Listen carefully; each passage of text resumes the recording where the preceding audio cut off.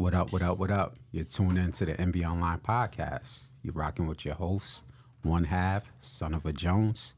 And across the table is... his bearded partner, CEO of Envy. Bearded and hot. Man, it's like 87 degrees out there today. It's craziness. Summer almost here. It's craziness, but I'm not complaining. Me neither. Me neither. Yeah, A lot has gone on in all the topics we talk about, whether it's hip-hop, whether it's sports, whether it's politics. Mm-hmm. So we're going to start off with hip-hop, and there's an elephant in the room. Oh, God. There's an elephant, like, yelling and screaming at this point. Yeah. So the hip-hop topic that obviously taken over our news feed for the last couple of months, but it got worse because CNN released a video of what transpired with Diddy and Cassie back in 2016, 8 years ago. So if you're hiding under a rock, I'm just catching you up to speed. CNN got a hold of the hotel footage of Diddy pretty much stomping out Cassie in a hotel. It looked like a 5-star hotel. I don't know. But we all, I think every journalist discussed this last year when the allegations came out, and then immediately he settled within 24 hours. So I think the general consensus was this is over. He was out there in Miami strolling like everything was all good. Mm-hmm. Then we saw the feds raid his house. Yeah. And then now we got a video. Yeah. So where do you think this leaves Diddy at within our culture of hip-hop now? How people perceive him, or what's his position right now? Well, how he's perceived as a monster. But I think, you always heard the choral, the little comments in the background about him, but you never seen anything like visual-wise until then. So until now, for now it solidifies everything that everybody been saying. Even if even if it's not true, it just looks bad. As far as with hip-hop, he was already on the borderline with that anyway from everything he was doing. Because let me make it abundantly clear, like Puff did a lot of things that was very disgusting. If just can I go down like maybe a list of things? Go. Like, for example, like, everybody know what he did with Big. He brought him out to L.A. when you had no business bringing him out there. Yeah. And then he ended up not coming back. That was on him. That's not anybody else. And he tries to absolve himself from that, saying he had no idea what was going on in the West Coast. But go ahead. Yeah, and then, I think another thing, and I never forgot this, and I kind of like stopped listening to too much of what he was doing anyway at that point. He made, remember when MTV making a band? He made those young kids of color walk down the street. Not down the street, but walk miles. Like, if anybody if you're not a New Yorker or you never lived in New York, he made them walk from Midtown Manhattan to downtown Brooklyn for some cheesecake. Do you know how degrading that is? Can we pause there? Go ahead. And I hate to hear the terminology that we're used to, which is, well, they got to pay their dues. There's one thing with making an intern do some extra work around the office and seeing if they really want it. There's another thing with degrading a person to show you have power over them, and you could flip a switch on and off at any time. That's what he was doing to those young kids. Yeah.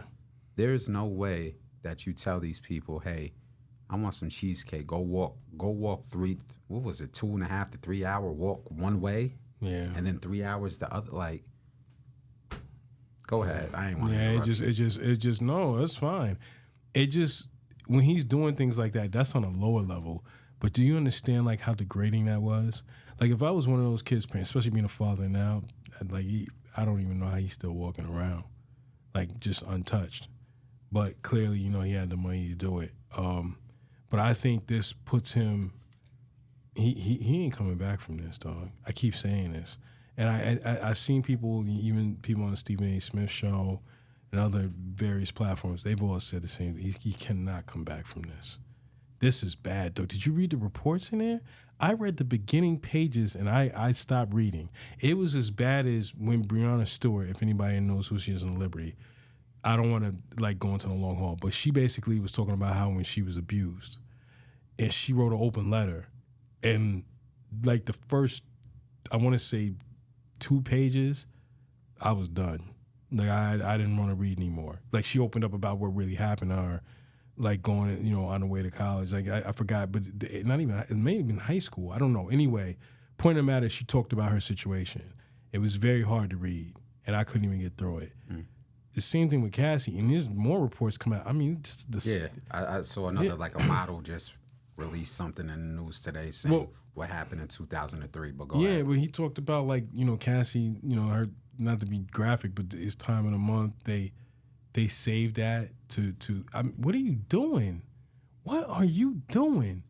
But it's funny. Like, let me say this: Gene Dell made a good point, and you don't condone domestic violence at all. Period. But you do know that things happen. So, for example, when Ray Rice, this was way worse than that Ray Rice video, right? At the time, they were drunk, and she spit on him. That's a little. So, when he react, and nobody's condoning what he did, but you kind of see where that was gonna go. Where it just like she was just trying to get up out of there, and you went chasing her down. You chasing her down the aisle and all this, and you kicking her. And then the way he was doing it, he was kicking her like it was a football game. Yeah. Did you see it? Like 2 or 3 times. Yeah. Grabbed her by the throat, threw her down on the ground, and started kicking her like it was a football game. Then when he did, and then dragged her back into the room. And then when he was sitting there, I guess they said I don't know what he threw at her, but he was sitting there and he took and threw something at her. And I'm looking at this like, yo, what you doing? What are you doing? So who's gonna want to affiliate themselves with somebody like that? Come on, man. Like, you can't come back from that. You know what I mean? And let me say this, because we talked about it once, twice, and I don't want to regurgitate what other journalists are saying to make it sound like the same thing. The thing that I said 6 months ago when we covered this topic was there's always been some crazy allegations towards him since the 90s, going back to that college party. Yeah. And he tried to absolve himself of what happened with the college party, where those kids got trapped and unfortunately led to a lot of deaths. Then you brought up the big situation. Then there's the lock situation, where you were pretty much, as they said, robbing those young artists and treating them how the people that you speak against, because there's that whole black excellence thing. Come rock over with Bad Boy because we for black excellence, but that's a whole nother podcast or whatever. There has always been reports around him before the Cassie situation. People stuck by him because they felt, well, this is Puff. He's $100 millionaire or a billionaire. We need to hold him up as a shining example, because that's all we heard in the media when the reports came out about Cassie. People got to be honest. Oh, she's just trying to get money out of him. I know everybody's seen them comments. Yeah. She just wants to settle.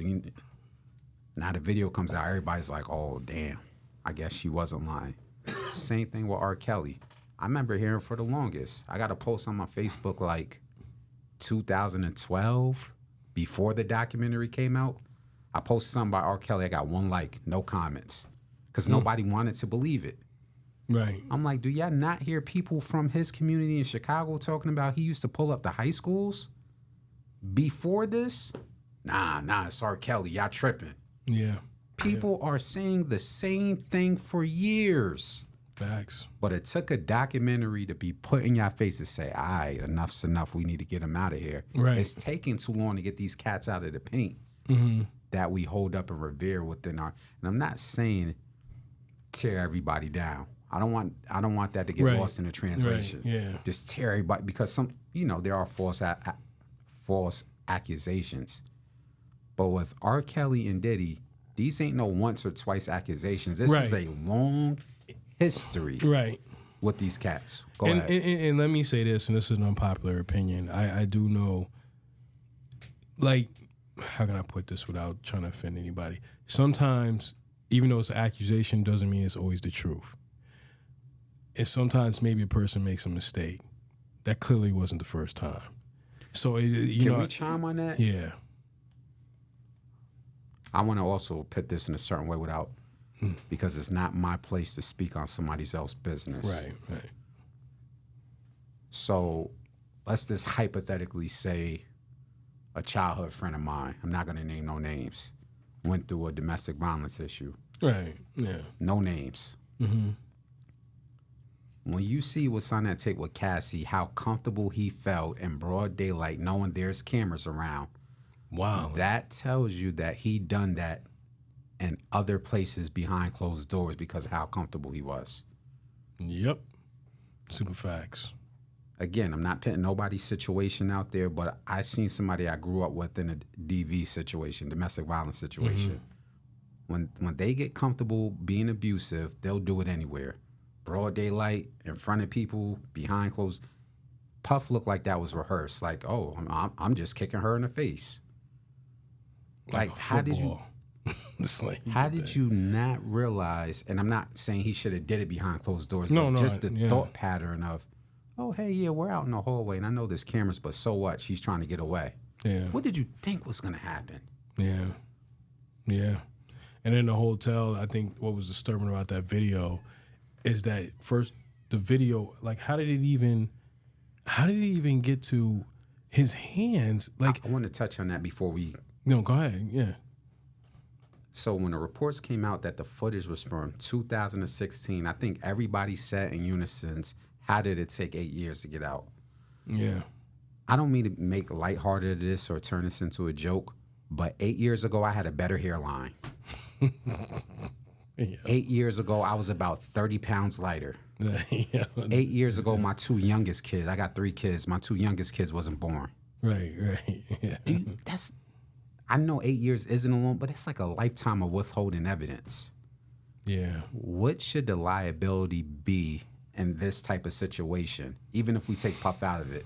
But you have some damaging information. You caught a domestic violence. You caught somebody getting shot, and you just held on to the tape for ransom for 8 years. What type of consequences should those people have? They need to be tried for that.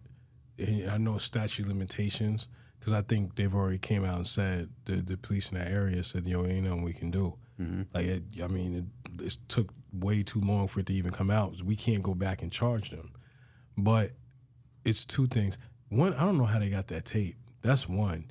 I don't know how somebody leaked that tape. If I was Puff, not that he needs any defense, I would try to find out who got that tape. Like, I want to know where that tape came from. When they raided the house, that's where they got it from.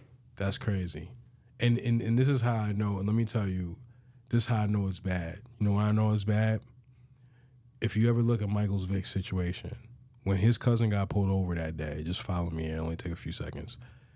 He had something in the car he shouldn't have had. He gave Vick's address thinking, oh, I'll get past this. They'll leave me alone because it's Michael Vick's address. The cops went in there looking for drugs. And they found something in the back that didn't look right. And they said, yo, you got to go back in there. Let me tell you, they were going to drop that case. If you ever look at the documentary on ESPN, go check it out. They were going to drop that case. I forgot who made a call, but the feds got involved. And the feds went back there to go and look in that back to see what was going on. And that's when they figured it out. That was dogfighting. Whenever the feds get involved, that's when it's never going to work out. Meaning this isn't going away. So meaning remember with Cassie, they said two things. Let me backtrack to what you said. First of all, they said with Cassie, that when he settled out of court, they said that couldn't have been the first time Cassie approached him. That or whoever for Cassie represented him, like, yo, you better cut this check or we're gonna come public with it. You got cocky because I'm pretty sure this isn't the first time he's been approached or stepped to about it. Well, you saw the Instagram post where the truth is gonna come to the light. Yeah. People are pinning false allegations against Mike. He was lying to the very end. Yeah. And I seen people like that be 100% guilty. They'll look you straight in the face, and until you hold out the mirror and say, I got all the evidence, they'll look at you and say, you sure? Yeah. That's what he did with that Instagram post. But go ahead. And what I'm saying is that, like, Homeland Security came looking for you. Do you understand what I'm saying to you? Once the feds are involved, it's over. So if I was his lawyer, I'd be like, yo, look, we can fight this, but we just got to find out what they're going to come with. So they're basically, I can tell you right now what the lawyer's doing. He's basically just sitting there telling Puff, just chill out, lay low. We're going to see what they bring to the table. He saw that videotape, so he knows, like everybody else, now they didn't ruin your public. This is what the feds do. They didn't ruin your public opinion. So if you want to go to trial, that image is never going to go away. That's the image that the people judging you are going to have in their mind. So right. So they know what they're doing. This is not good. If I was him, whatever, please, first thing I tell my lawyer, whatever they charge us with, find out what we can get. Like what it is. If I don't take the plea and I do take the plea, meaning like if it's just like 30 years like R. Kelly, man, I might as well just go ahead and fight it. But if it's something where a fact of like I can take a plea and get a few years, then that's what I'm going to take. You're not going to get out of this. You're not. And I'm trying not to be negative, but I'm just saying you're not going to get out of this. This is bad. Let me tell you also, it's also concerning. There's a lot of people that was around him that seems to be real quiet right now. Give an example. Like Rock Nation. Oh. You're at those brunches, you with Jay, you all up in the videos, you with the games, you're at the games with them. I don't hear Jay really talking too much. Now I don't know if it's silent support he's giving, but you don't seem to see him around.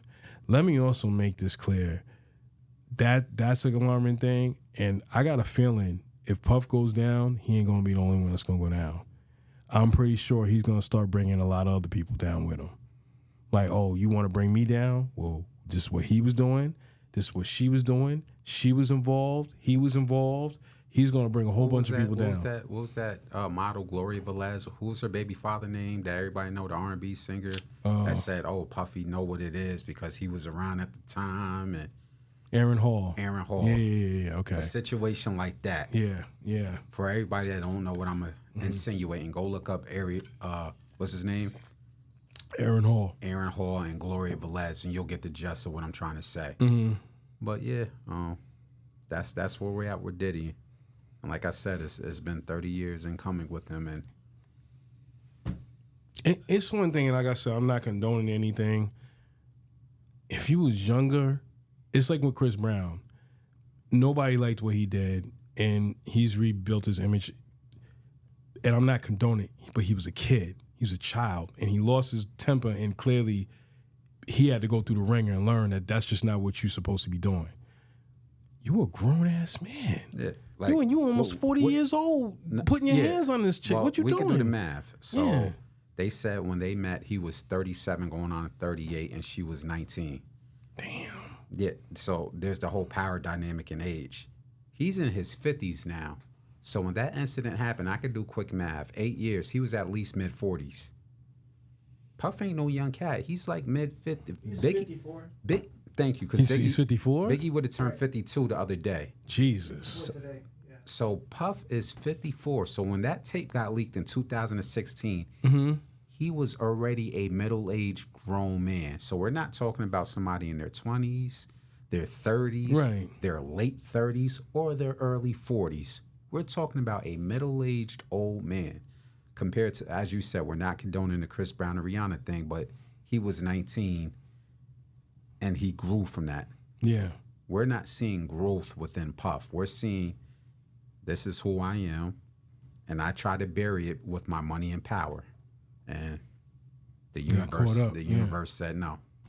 Yeah. I'll say this, if that's what it takes to be in the entertainment industry, I'd rather be a 9-to-5 worker and do this. Yeah. If that's on the other side of that door, like we hear, like, you know, the Hassan Campbells and the stories of there's a door, and on the other side of the door, that's what they do over there.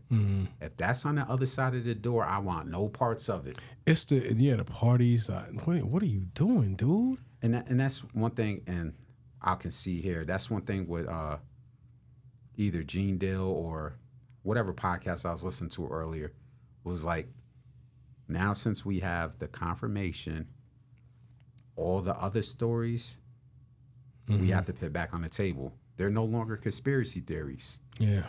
As you said, the parties, the swinging, the abuse to the other baby mothers like Misa. And, oh, my God. I heard stories about that a long time ago, The one, Kim Porter. Rest in peace to Kim Porter. Now all that's back on the table because we heard those stories for years. Yeah. From Gene Dill and other people like Mark Curry that spoke up. Mark Curry been speaking up since 2009. Yep. And the reason why I'm emphasizing that, because there was some people that said nobody spoke up. No. Mark Curry, Gene Dill, for years before COVID, nobody would listen. They were ringing the alarm. Yep. Everybody thought Mark Curry was just trying to get a book published because Mark Curry came out with a book. Yeah. And he was putting it out there in 2009. Yeah. Gene Deal got on YouTube before it was popular, probably 2016 and 17. And everybody thought they was clout chasing. And Mace, I remember Mace talked about Mace wanted out too. I mean, that's why now it makes sense why he got out of there. He wanted out. I know 50 Cent and talked about he's like when he was around writing, because a lot of people don't know he wrote that joint. He wrote Puff's verse on that joint with Black Rob and G Dep. Mm-hmm. And I remember 50 said, yo, he's making me uncomfortable, like talking about he wanted to take me shopping. He's like, that's why I knew I didn't get away from this dude. Like, yo, you ain't moving right. Like something wrong with you. You know what I'm saying? So it just, you know, you out here being goofy and showcasing goofy behavior, man. People don't really want to roll with you. Under the guise of black excellence. And I'm going to keep saying that's what's making this worse. They keep saying, and I don't want to hear, well, Puff was looking to buy BET. That's what it was. No. This ain't. I don't want to hear that. This ain't coming from that. Cassie had been.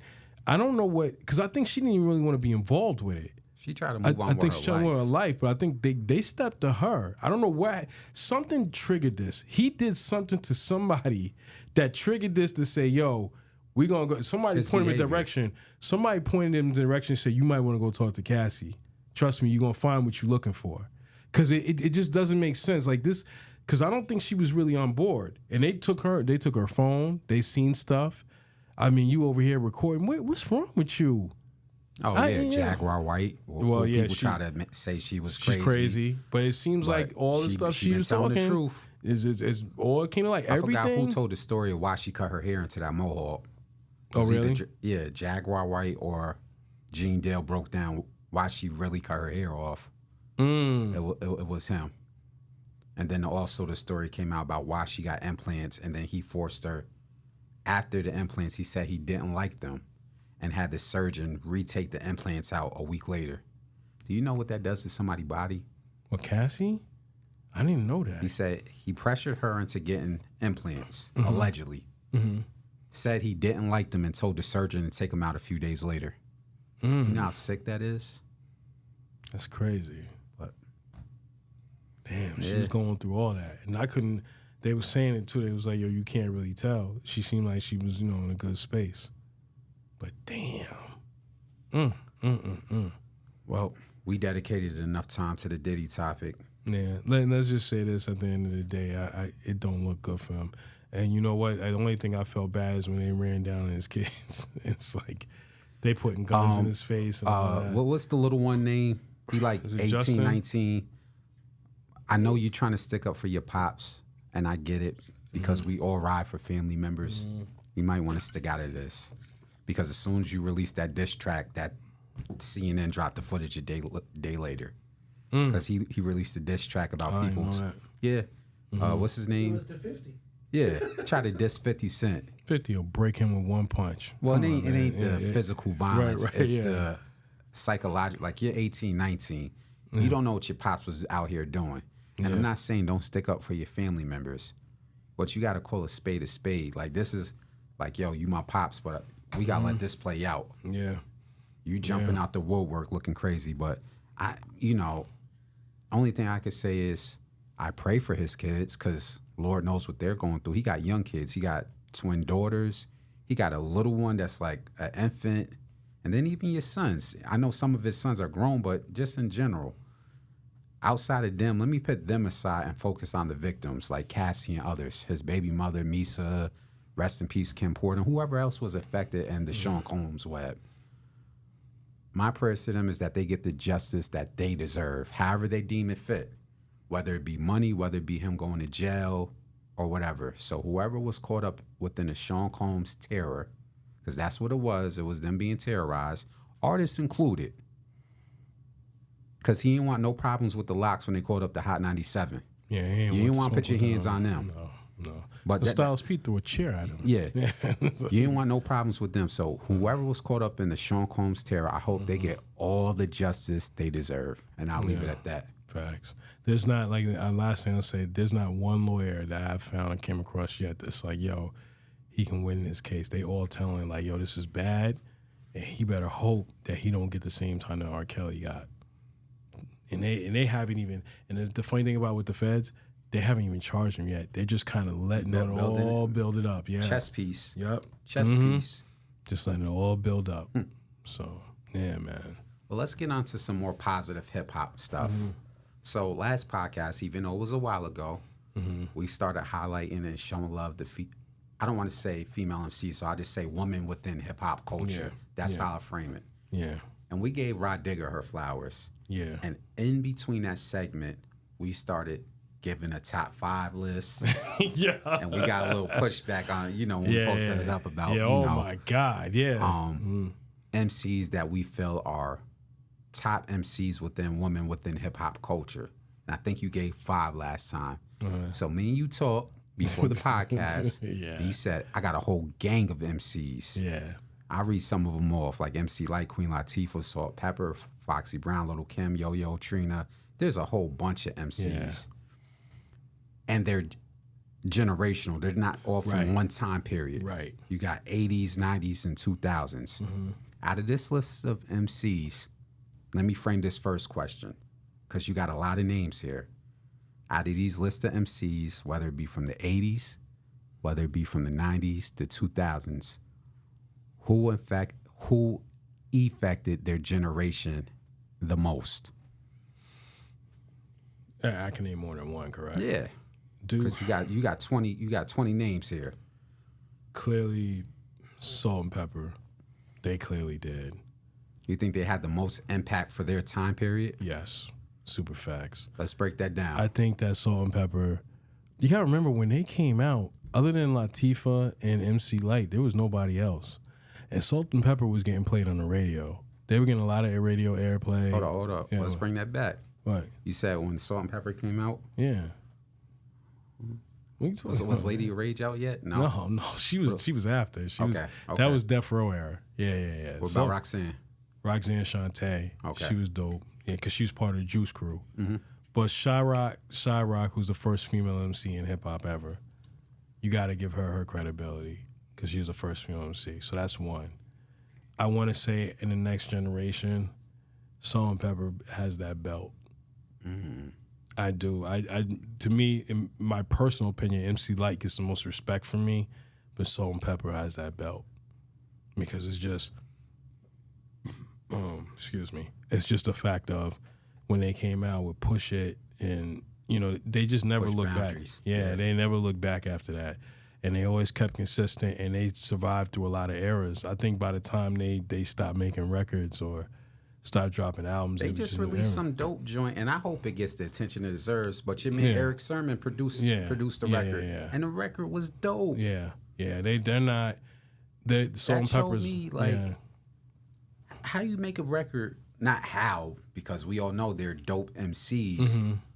But I'm like, it's 2024, and all they needed was an Eric Sermon beat. Yeah. Shout out to Eric Sermon, man, because that beat he produced for whatever album he's working on and had Salt and Pepper on a single. Yeah. Can I look that up real quick? Yeah. Yeah, it's a new single. I forgot the name of it, but most definitely.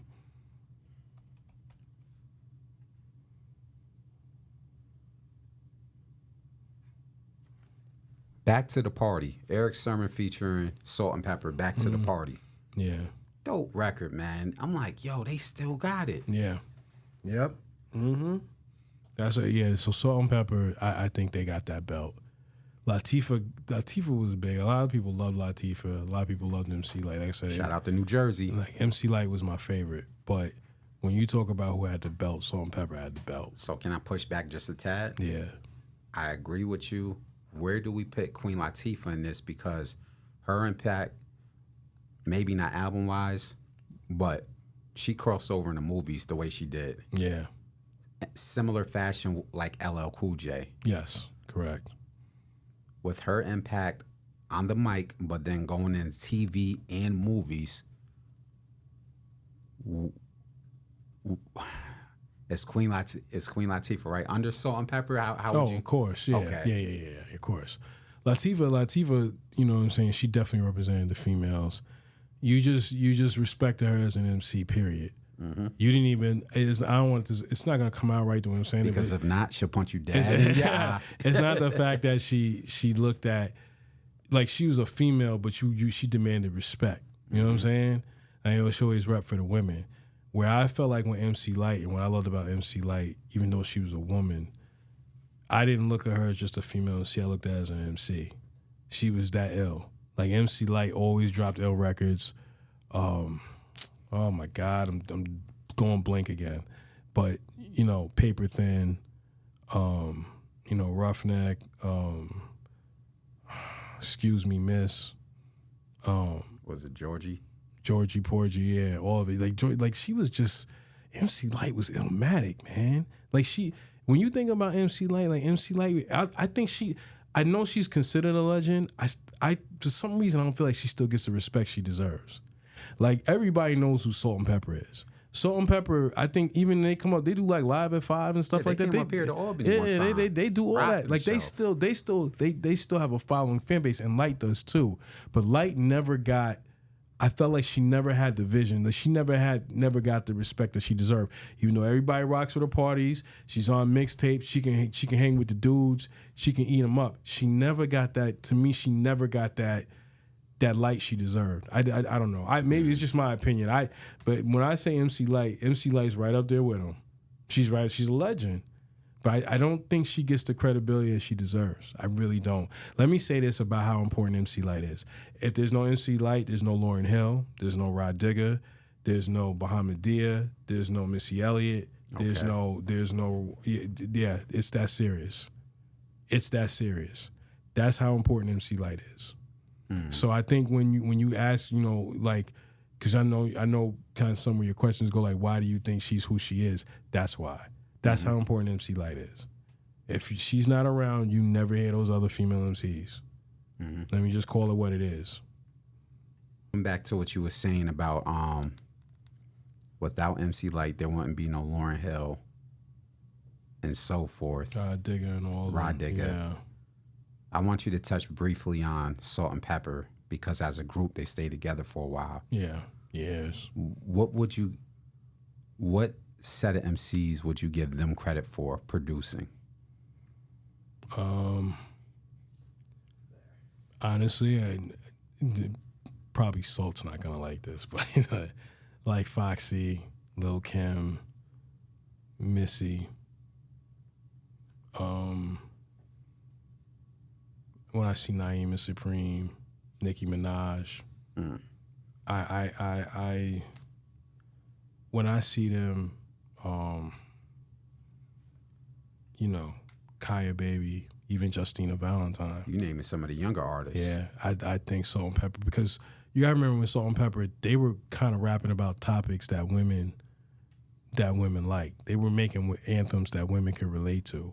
And you gotta remember the timeline. There wasn't a lot of anthems, especially for black women and women of color, period. There was not a lot of artists out that were making anthems for women of color. So when you go listen to Shoop and What a Man and all that other stuff, you know, that's not. Those are big records. You know what I mean? That's that. Yeah, but you gotta remember, a lot of women, all races relate to that music, but women of color, there was nobody repping and making anthems for women that could relate to. And Salt and Pepper was doing it in an era when it wasn't cool, like when it wasn't the end thing. So for them to be brave to come with those records and do what they were doing, I'm pretty sure there was no guarantee that those records were going to hit. So if they don't come out with those, because you got to remember, they're carrying a torch. If you think about the timeline, it's Latifah, Lyte, Salt and Pepper, Moni Love. I want to put Roxanne Shante in there, and Yo-Yo. But there's not, but Salt and Pepper, to me, they were kind of the trendsetters. I really think they did a lot. They did a lot.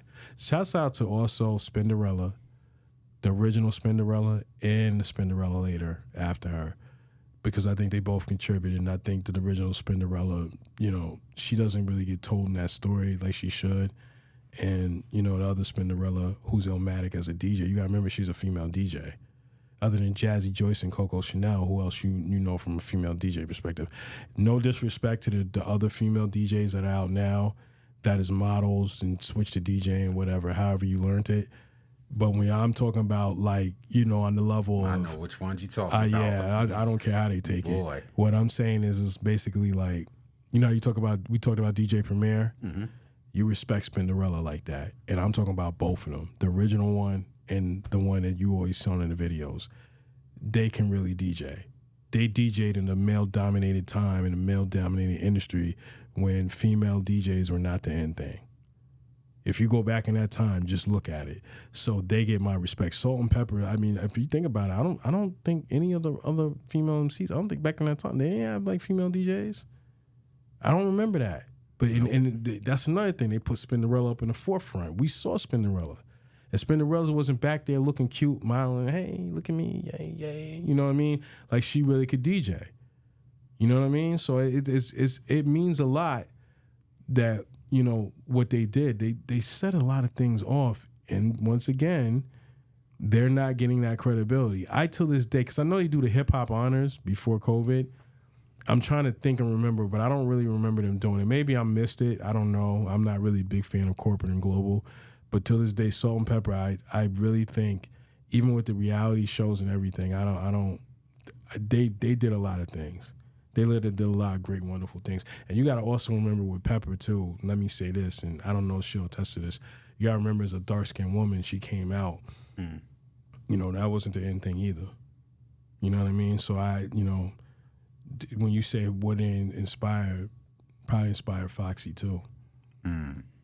Okay. You know what I mean? That look who most men that look like us embrace, and men that don't look like us embrace but don't do it publicly, that's a look that wasn't being shown on TV a lot. And she definitely represented, and not to say that Soul didn't either, I'm just saying Pepper represented definitely at all that. All right.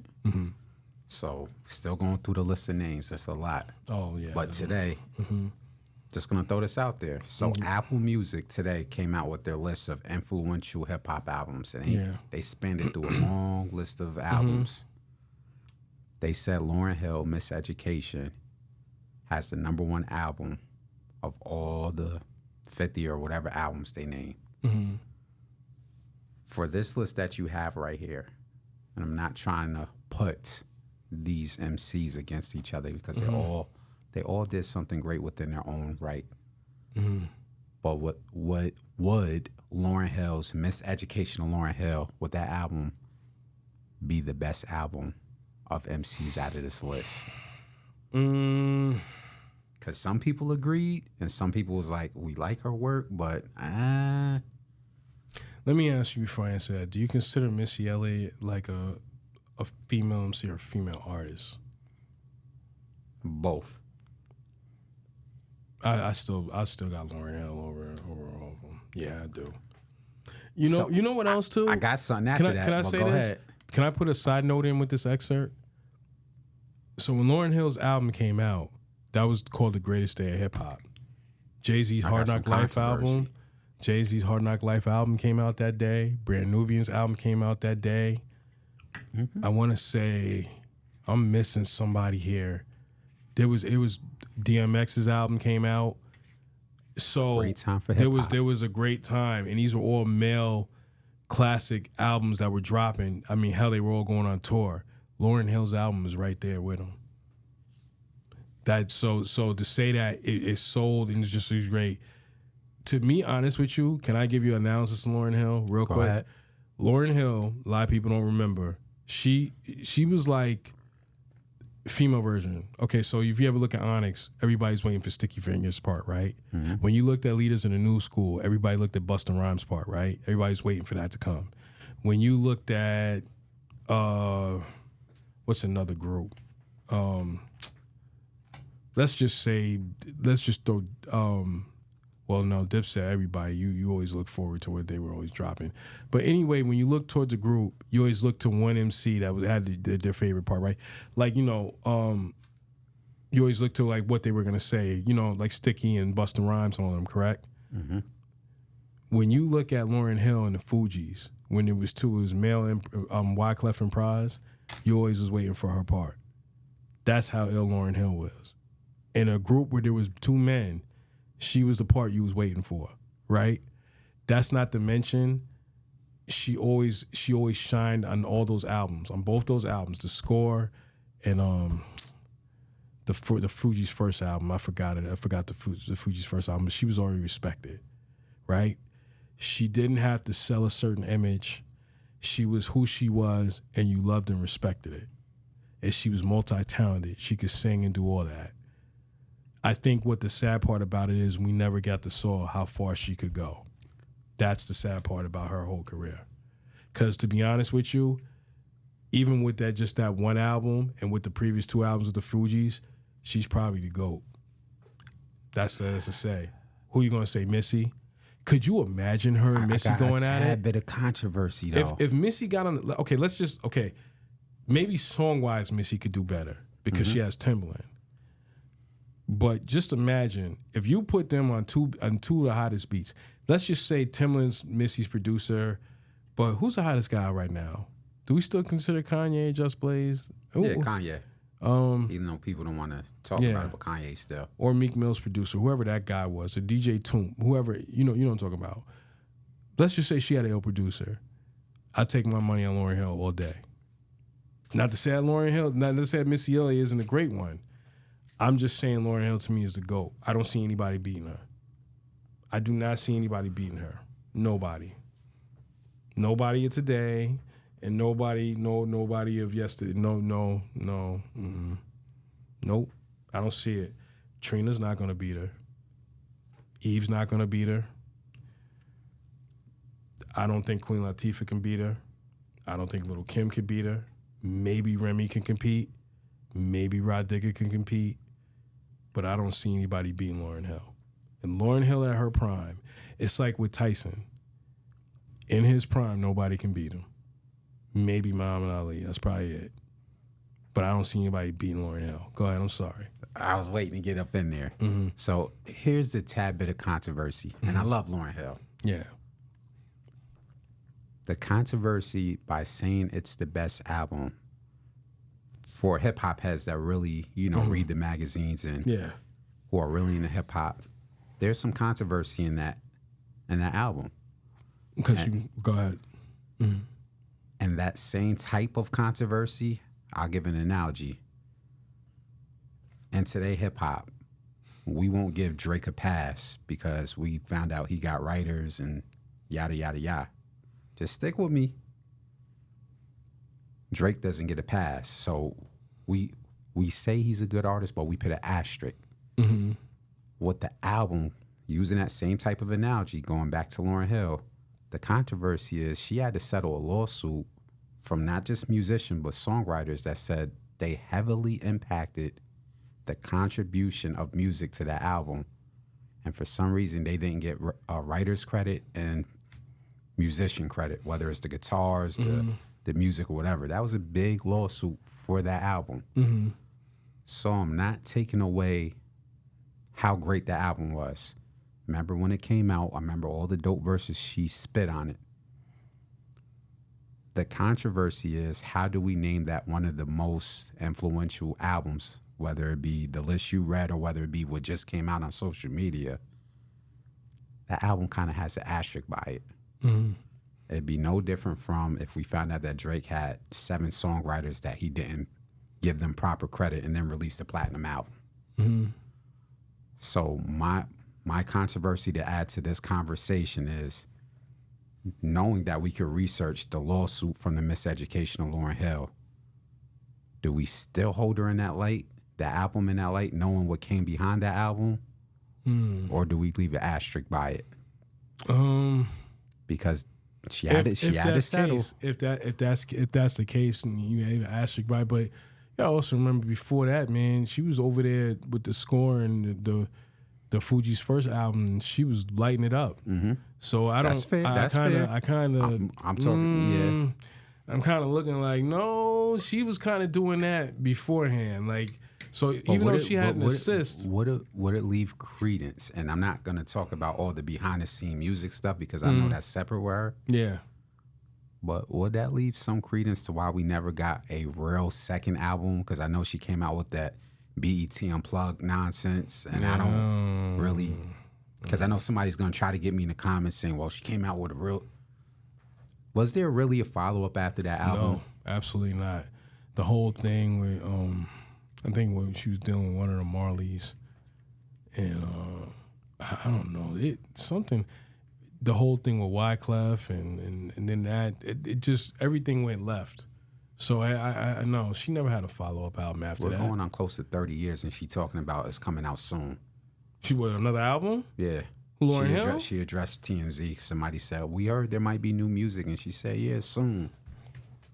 I think she was just saying that, man. Yeah. You can't, that's, I mean, she's a mother. You know what I'm saying? Yeah. And not to say that she won't do an album. She's just been doing the mother thing for like, what is it, 30 years, you said, right? Because after the first album, she ended up having a baby, if I'm not mistaken. So, yeah, wow. Damn, it's been a long time. Yeah, I don't see that working. I don't see how that's going to work. So going back to my question, the same way how we put an asterisk by Drake name after we found out about Drake's situation with the songwriters and the ghostwriters. Because she had, we could look this up, article. You could look it up. Okay. Because there was a lot of music that was stolen to where she had to settle on that album, songwriters and music producer. Is there an asterisk by the miseducation of Lauryn Hill? Yes. The album, yes. But it still doesn't take away she's the GOAT. I'm going to say that again. Then you're going to have people saying Drake's the GOAT. Oh, come on, man. Really, Drake's better than Rakim? Even with all his hit records, you think he's better than Rakim? Oh, not really? Me. I said people. Yeah. The fan base, period. Like, wait, really? You think that Drake's better than Rakim? Do you think Drake's better than KRS-One? No. Do you think Drake is better? Right. He's not better than 50 Cent. He's not better than Jay-Z. He's not better than what's Nas? Really? Not Nas. No. So it don't matter. It don't matter what how many ghostwriters you got. If you are the illest cat in the world, it ain't gonna matter. It's not gonna help. What does Eric Thomas say? You could take everything away from me. I will still outwork you and still beat you in the end. So doesn't matter. That's what you got about Lauryn Hill. Yes. Okay. If you give Lauryn Hill, okay, so who's hot right now? Ice Spice? I can assure you, I forgot who's the hottest producer right now. It's in my head. Let's just pull out one. Let's just say Jalil Beats. Shout out to Jalil Beats. If you give Lauryn Hill 3 or 4 Jalil Beats, if you give her a DJ Toomp beat, if you give her a Eric Sermon beat, Prodigy beat, if you give her Havoc beat, if you give her some of those beats, and you give Ice Spice some other beats, right, from the same producers, I guarantee Lauryn Hill will mop the floor. It's over. Yeah, it's over. That's it. So it is what it is. So it don't matter what Ice Spice can get, because she can get more access to them and all, but she still wouldn't win. Still wouldn't win. And I like Ice Spice. You know, I mean, I don't, you know, it is what it is, but, you know, I hear the beat is catchy and, you know, I like the song, but it's like, not against the GOAT you won't. I think that's the problem with hip-hop now. They don't value the culture. It's not that the culture is dying, they just don't value as much. You know, before on Lauryn Hill, you know, she come out, you used to care about like, yo, is she that Illmatic? Because you was buying the records, you know what I'm saying? I want to interject. So the same way you feel about Lauryn Hill, and I do too, because I'm from that same era. Yeah. What you just said about caring about lyrics, I got to shout out Rhapsody. She just dropped the album. Yes, I forgot. I'm still listening to it. I'm not gonna jump on here and say, oh, it's a classic after 1 week, because I really want to digest the artwork. I'm like 5 tracks in. Oh my, great album. She's spitting that stuff. Yeah. It's well produced. It's not all one way. You're not just getting the conscious type of vibes from her. She got party records on there. Like keep it. I could look up the track listing, but there's something for every. It's like a well organized buffet.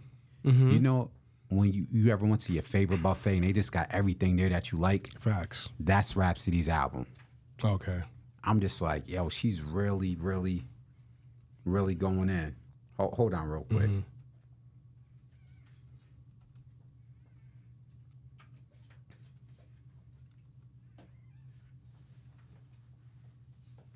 Yeah, album Please Don't Cry. I just wanted to get the name of the album correct. Yeah. She got Felicia Rashad on there narrating. Really? So dope. Craziness. Just the intro, the way Felicia Rashad is going back and forth with her, and then she drops the second song, which is entitled after her government name. Then after that, she goes in. I'm just like, yo, she's really killing it. Mm-hmm. Whole album, straight fire. Right. So I just wanted to interject with that as far as our artist today, who's a woman within hip-hop culture that's still giving us the lyrics. Mm-hmm. She got a song on the album titled Asteroids. How she came in and she was spitting them lyrics, talking about industry plants. I eat them like Dr. Sabi. I was like, Lord have mercy. Wow, that's craziness. Wow. Shout out to Rhapsody. Thank you for giving us that artwork, and thank you for being somebody who still cares about the lyrics. I just wanted to add that to your point. Yeah. No, I just, like I said, she's the GOAT. So with female MC, she's the GOAT. I think when you look at the pinnacle of Lauryn Hill. Yeah, Lauryn Hill is. Okay. I think a lot of people throw Missy Elliott in there, but I kind of feel like with Missy, it's more. You got her as a better artist. Yeah, artist. I ain't mad at that. Yeah, she's in. But as far as like MC, I'm like, I don't know about that. I'm saying. But she's a great artist, hell of an artist, like one of the greatest artists we've ever seen. Missy Elliott is. So, But yeah, when it comes to that, I think Lauryn Hill's the GOAT. Hands down. All right. Mm-hmm. So now I got to put you back on the hot seat. Yeah. Because you gave me a list of 20 names. Mm-hmm. MC Lyte, Queen Latifah, Salt and Pepper, Foxy Brown, Lil' Kim, Yo-Yo, Trina, Remy Ma, Rod Digger, Lauryn Hill, Gangsta Boo, Nicki Minaj, Miss Jade as an honorable mention. I believe she's from Philly. Yes. Shout out to Miss Jade. Eve, Missy Elliott, Lady of Rage, JJ Fad, Miss Melody, Roxy, and Shantae. So I don't know if you want to do a top 5 or a top 10 because that's 20 names. Oh, damn. You gonna do that to me? Yeah. Right. If you had to organize or at least condense this and pick your top 10, how would you do that? Ooh, you mean you want me naming the top 10 and then tell you why? Oh, he trying to be shy now. I know, I'm not trying to be shy, man. Listen. You brought these names up, buddy. Yeah, I don't like you. He brought the names up. I have to say top 10 female MCs. I got to go with, start with Lauryn Hill as one. Okay. She's got the Lauryn GOAT. Hill at the top. Right. If we're going from 10 up,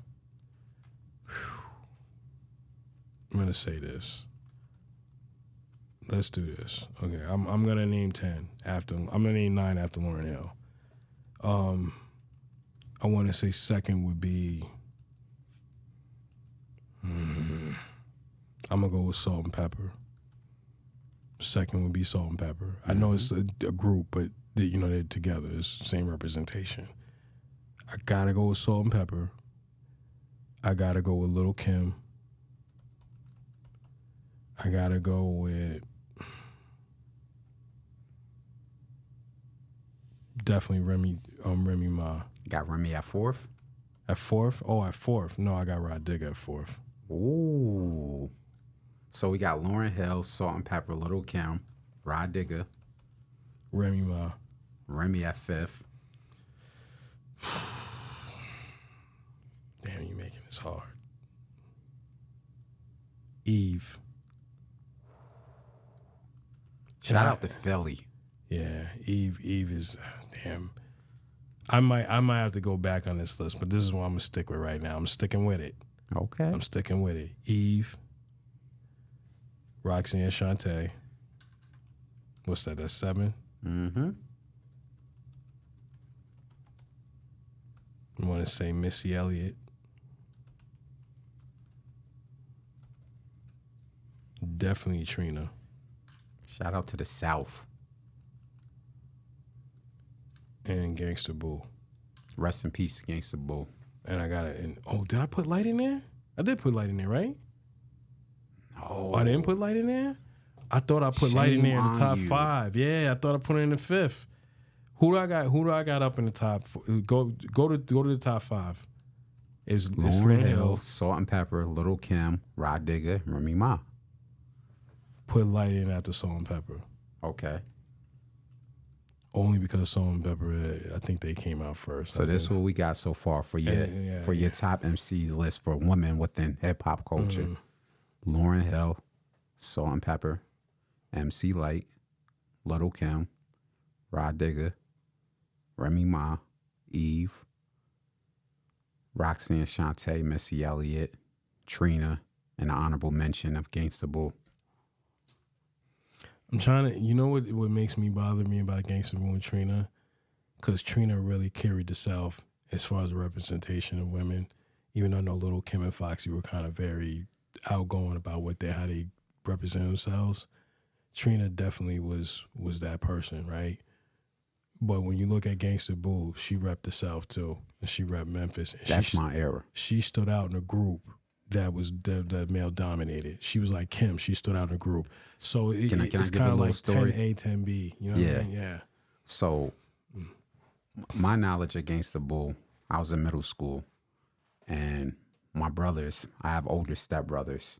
You know, they would get the hip hop tapes because strict family. You get caught with a hip hop tape, and you know, tape might get thrown out the window. Anyway, I want to say my stepbrothers went to their family reunion somewhere in the South. They come back up. This is what our cousins is telling us was popping. Down here, we listen to 3 6 Mafia. This was like 96, 97. We up north. We're in New York. Right. 96, 97. We listen to Biggie, Wu-Tang, and Nas. We get the 3 6 Mafia tape. I don't know if it was Choices or whatever album was at the time. Please don't get me with the chronological order. We're sitting here mind blown. We're kids. We're 12, 13, however old we are. And I'm just like, yo, who is this group from the South? Yeah. We still had cassette tapes at the time. LeChat and Gangsta Boo come on spitting some of that stuff they was spitting at that time. And we were like, who is this group? As you said, this male-dominated group. And DJ Paul, Juicy J, the producer, Project Pat. And then you had them two, LeChat and Gangsta Boo, interchanging our verses. Yeah. They was dope, man. They was dope. And that's what I'm saying. That's why a lot of people are going to say, why didn't you bring Foxy in? I think what hurts Foxy, and I'd say she can't be in somebody's top 10 or she can't be in the top 10 or shouldn't be, is that I think it was always looked upon as she wasn't writing her rhymes.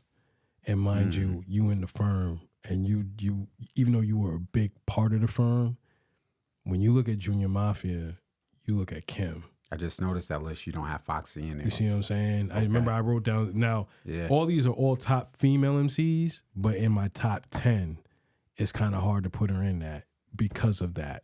But to be honest with you, Foxy was consistent. Foxy was on Def Jam, and she sold singles that was coming out back then. Yeah, she was hitting with fire. She definitely, like, Foxy rep Brooklyn, man. She was a dope. She was dope. I don't know what after that situation with Black Hand, everything went left, and I was kind of sad that happened. But Foxy can easily be in the top 10. Now I'm just naming 10 female MCs that I think are top 10 female MCs.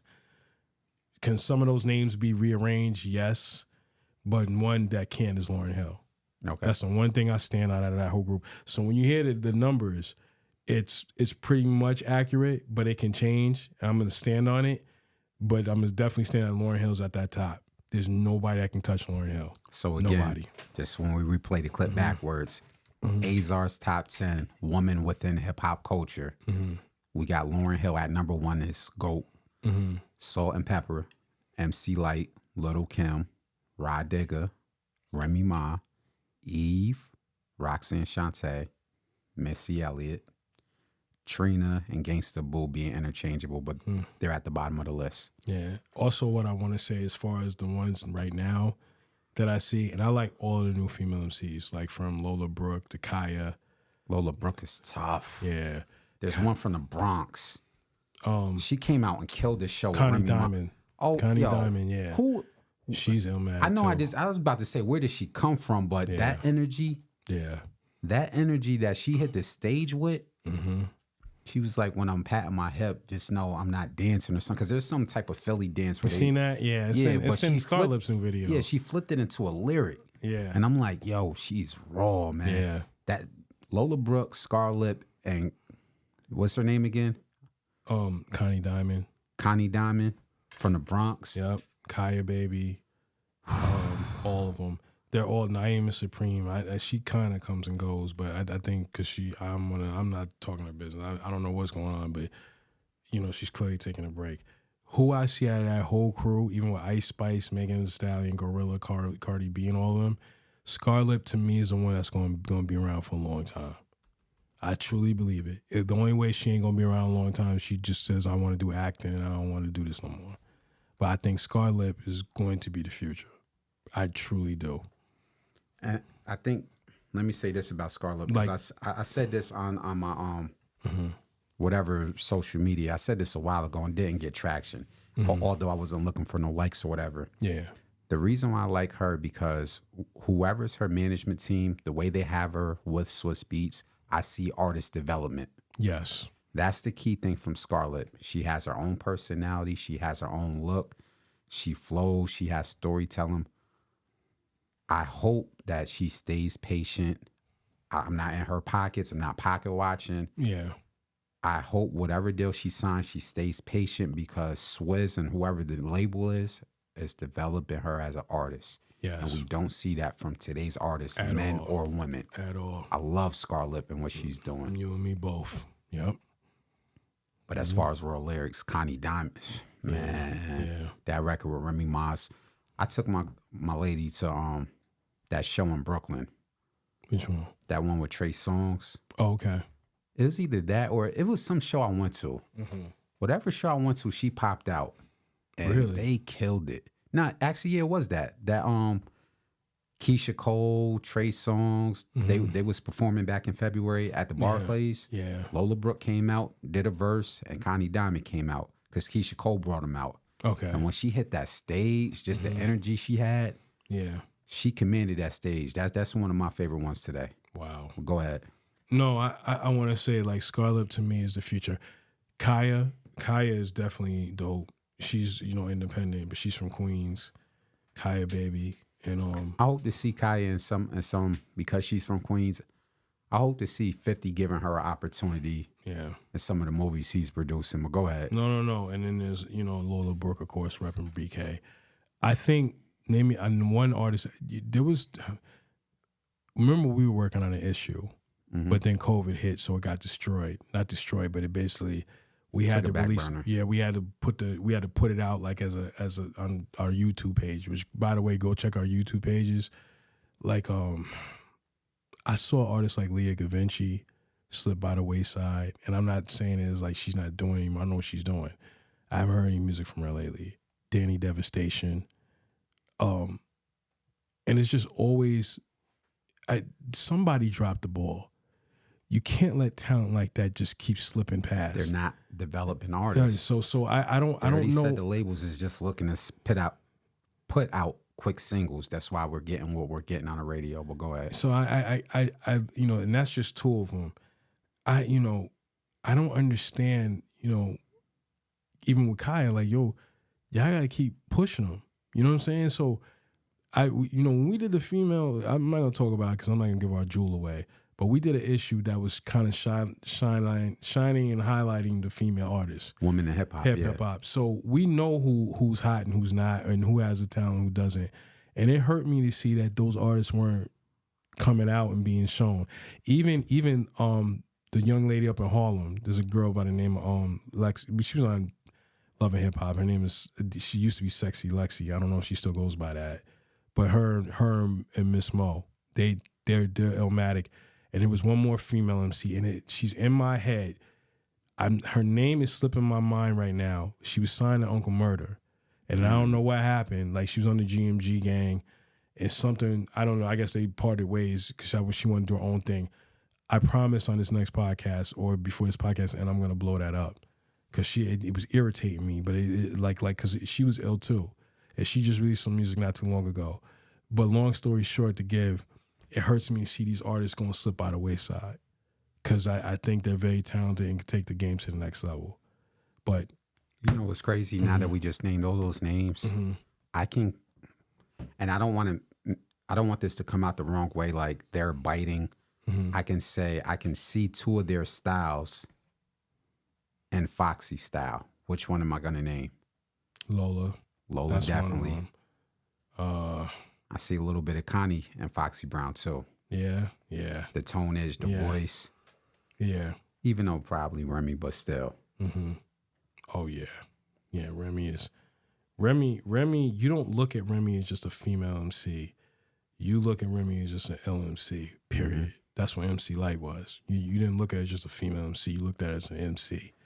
Even though she was a woman and she wanted to be highlighted as a woman, and she even talked about in one of her recent interviews, she said she tried to do something to show us a sexy side of her, and the label was kind of like, nah, we need you to stay the way you are. You know what I'm saying? But it didn't matter to me. I always felt like she was ill, man. And like I said, there's other people on this list that didn't make the top 10, not because they're not top 10. And it's just when you only got room for 10, it is what it is. Like Yo-Yo, I love Yo-Yo. You know what I'm saying? So before we get off this topic, I want to do this because I don't want to leave the other names out. No, so you gave your top 10, and then we even talked about most influential of the era. So within your top 10, you talked about Salt and Pepper. For the people that's not within the top 10, you can go ahead and pick from yourself. I'm not going to put you in a box. Who do you think didn't get the credibility that they deserve within the names that you didn't name? Good point. Did I name Miss Jade? I think I was just about to say that. She's another one that slipped by the wayside. I think that Philly just produced some talent, but yeah, she slipped by the wayside, and that was a bad. I think we did an interview with her. We did an interview with her, and I think she didn't blame anybody for it, but I think the label messed up, and I think that it didn't get the push, you know, because Nelly Furtado was over there with her, and she seemed to got a lot of push, you know. There might be a name that I have to add on because the Midwest is gonna get us. The Midwest is gonna get us. I'm trying to look at this list. Who we looking at? She's a crazy spitter. She got bars. The Midwest is gonna be like, yo, how you gonna forget Chicago? Shauna, yes. We might have to go back. But for right now, since I got a lot of family in the Midwest, Shauna, we ain't forget you, man. We like didn't. you a very dope MC. Yeah. She's another one. She got her shot, but they didn't keep going with it. It's like her, 2 Chainz, and there was another one of them over there. But the DT, like Luda they all had talent over there. Like you dropped the ball. How didn't you push that? Yeah, come on, man. They might say other things, but I think that was a ball drop with Shauna. Yeah. You had a major market. She's from the Midwest. She's from the home of Kanye and others. And you, because I think Ludacris was born in Chicago, but that's a whole nother story. Right. Chris Lover. Definitely dropped the ball with Shauna because how dope of an MC she was. I looked at that list. I was like, yo, my uncle, because I got an uncle up in Naptown. He was like, why didn't you say Shauna when you was talking about Rod Digger? Right, I was like, yo, uncle, I hear you. Right. So I wanted to throw that in there. Right. Another one that I wanna shout out is Nitty Scott. What is she doing nowadays? From Brooklyn. I know she has. I don't know what she's doing right now, but I know she was a big advocate for mental illness. I know there was a lot going on with that. Shout out to Nitty Scott, very dope MC from Brooklyn. She was super illmatic. Sugar T, 40 Sister was super illmatic. Just to name some of a few, because I miss some of them, but I think when you look at when we look at it, I just don't understand how these talent get just the wayside. I'm shocked even Justina Valentine's where she's at, because she's been illmatic. I think they think with her, and can I say something? Because we were around from day one. I remember seeing her perform in 2011. Let's have a conversation. Okay, right. So let's be real. You were around from day one, but I caught on after you saw her. she been doing that. When she freestyles and does all that, she been doing that from day one. People think that's a gimmick, or people think that Nick Cannon's writing rhymes. No, that's what she's been doing. I remember her being in the corner, chilling, editing videos from when she's doing shows. That girl is like a walking business. She knows what she's doing. She's smart. She's not stupid. Don't get fooled by what you're seeing. She's not a dumb girl. And her talent, that's been there for years. Let me say this. So yeah. I was, it was either 2011 or 12, but I was hanging with my comrade, Rod Raspy. We was floating around somewhere, and we just, either in Long Island or Jersey, but there was some festival in the summertime. Mm-hmm. It was a festival outside, and this person had a stage here, and this person had a stage here. So we stumbled over, at the time I didn't know who Justina was. Mm-hmm. She's performing in is either 2011 or 2012, and she was rocking a crowd outside as an indie rapper. I looked at my partner, I said, yo, who's this? He said, you don't know Justina Valentine? She's ill. She's from Jersey. From then, I was like, yo, she gonna make it, whatever she does, because she's dope. Yeah. Like you said, ain't nobody writing that girl rhymes. She really spit like that. Yeah. Shout out to Justina Valentine and everything you doing. Yeah. Salute. Yeah. I got a video of her doing freestyle in the studio. I might release it. And if I do, you can't ask me to take it down. I'm just saying. But nah, this list, we have a lot more to add on this, and we'll revisit this another day. But right now, we wanted for people that's new to our platform. Yeah. What he said a while ago while we was doing all this talking was, we did a lot of interviews highlighting women within hip hop culture. Yeah. We did it a few times, 2011, 2013, So when you hear us talk about this list, it's not to start controversy. We really like shining a light on women within hip hop culture because we think a big enough light isn't shine on them. Yeah. So salute to all the women within hip hop culture, whether it's female producers, whether it's female DJs, hell, even female cameramen that we might not know of that's shooting dope videos. Definitely the MCs. Yeah. Salute to all the MCs within hip hop culture. One more thing too, I just want to say, because I talked about the DJ Spinnerells. Shouts out to DJ Jazzy Joyce and Coco Chanel, because they was DJing and showing off, especially for New York. They was repping.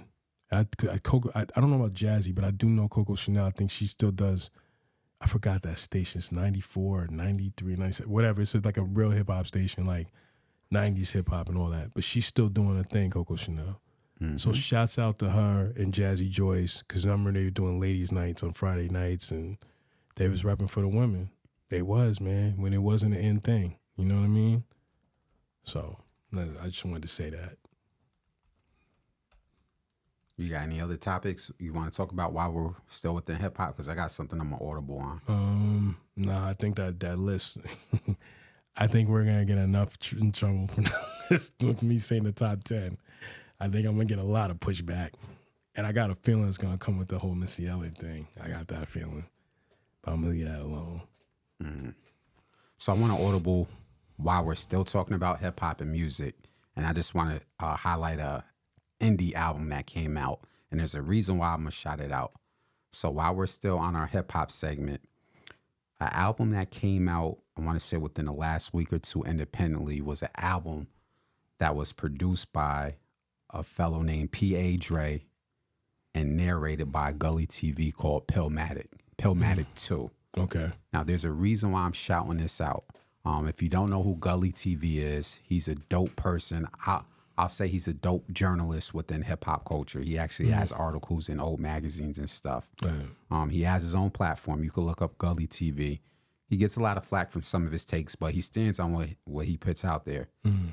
So what he did within the last couple years was he hooked up with a producer named P.A. Dre, and they released Pillmatic 1, and it gave a platform to a lot of artists from our generation that were underground, like the Uncasas and people from upstate New York, people from Pennsylvania, and so forth. And it got a good response, but people was like, oh, maybe this is just a one-off. Now, the reason why I'm bringing this up is when we talk about giving artists platforms, Me and you come from the mixtape era. We can name a slew of DJs. Yes. Rest in peace to DJ K Slay. And many other DJs that used their mixtape to put on artists that we never heard of. Correct. Ever since COVID happened, and unfortunately, rest in peace to K Slay, that kind of went away. Facts. When is the last time you heard a DJ putting together a compilation album of any artist, signed or unsigned? Been a long time. Very long time. So I want to salute PA Dre and Gully TV. I don't know those brothers, but what they did with Pillmatic 1 and Pillmatic 2 is they gave a voice to the voiceless within hip hop culture. Now, you may read the track listing and say, who are these people? What you got to remember is at one point or another, when you picked up a mixtape from any era, you were saying about that artist. Yep. You were saying, yo, who is that? And then you started liking them because they had a platform. He is the only person within our culture right now, whether you like him or not, because I know he says a lot of stuff on his YouTube channel, that put out a mixtape within the last 5 years full of underground artists, and you had to sit there and respect it.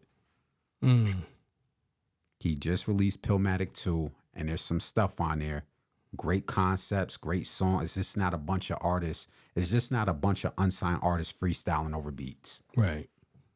Like, there was songs on there that I said, yo, I could hear this in the club. Matter of fact, I'm not going to play it because I want people to go catch it. But I was listening to it. It's two sides, a side A and side B. So I listened to the whole side A. And I think Uncasa had one of the best verses. There's another person on there, I can't get his name, but Uncasa had one of the best verses. But I'm listening to it, I said, this needs a club record. I get the side B. The first track on side B is Make It Stack. I think the artist on there is named Rel Rock, Inked Up Baddie, and another person by the name of Marvelous. I'm like, yo, this record's hard. Again, these ain't the big names that you pick out of the hat and put on a compilation and slap DJ drama on. Because we're used to those type of mixtapes. Right. This took thought, this took narration, this took some skill with the producer. So shout out to PA Dre and shout out to Gully TV curating the album. I'll say this. Block out the noise. Like I said, I know he has some takes that people jump on him for. You are a staple within hip-hop culture with your fashion, with your sports, and with your hip-hop talk. You earned your place within our culture as media. But what you're doing with Pillmatic 2, I pray that you don't stop, because you are filling a void within hip-hop culture that needs to be filled. There is no platform right now, I don't care, East Coast, West Coast, Midwest, down South, that has a mixtape platform or an album platform where they're putting on for the voiceless. So once again, Pillmatic 2 is dope. You can find it on all streaming services. Salute the PA Dre, salute the Gully TV. Keep your dribble up. Just had to say that. Dope. That's dope. That had to be said because, like I said, me and you are big connoisseurs of hip hop content, and I miss that era. Yeah, I miss you. Yo, D, you need to go on live mixtapes or Dat Piff. Yeah. Do y'all remember Dat Piff? Yeah, facts. We used to wait for artists to drop Fabulous mixtapes. You remember what was that? Fabulous had a series of mixtapes. Summertime something. I forgot what it is. I know what you're talking about. Anyways, like it was a say it again. Series? Yeah, the Soul Series. Yeah, Soul like Series. We used to wait for certain mixtapes to drop on Dat Piff or livemixtapes.com. Yep, Jada. And it used to be an experience for hip hop culture. We don't got that no more. We got playlists on streaming services. That's why I shouted out Gully TV and PA Dre. Cause I don't. Please point me into somebody. If somebody's gonna say, well, we don't like Gully TV because what he talks about, well, point me to somebody else doing what he's doing. I'll wait. Facts. So again, Gully TV, keep doing what you're doing. Keep keeping your dribble alive, and I hope you keep that up, man. You got something with this Pillmatic series. Okay. So you want to transition into sports? Yeah, no, definitely. Definitely. All right. So we're within basketball season. Do you want to do NBA or do you want to do WNBA? Did we talk about the draft last time? I don't think we did we? The WNBA draft? Yeah. No. Yeah, well, we can do NBA because NBA was deep in the playoffs in WNBA. All right, so there's a lot going on within the NBA. I'm just gonna freestyle some topics. We're knee deep within the playoffs. We're in the Western Conference Finals and we're within the Eastern Conference Finals. I'm not gonna go over this. If you're in the NBA, you know who's playing. On the Western Finals, shout out to the Timberwolves and the Mavericks. On the East, shout out to my Celtics and shout out to the Pacers. Salute to Naptown. I guess the storyline to come out of this is the new faces of the NBA. Yes. Anthony Edwards is 22 years old. Luka Doncic is 24, 25. Halliburton is 23-ish or whatever, but he's under 25. And Jason Tatum is 26. So we're basically looking at who's going to come out of each conference, and whoever wins is going to be the face of the NBA. Notice that all those names, you didn't hear me say Curry, you didn't hear me say Kevin Durant, and those are some great players. But we're really in the middle of the torch being passed. Right.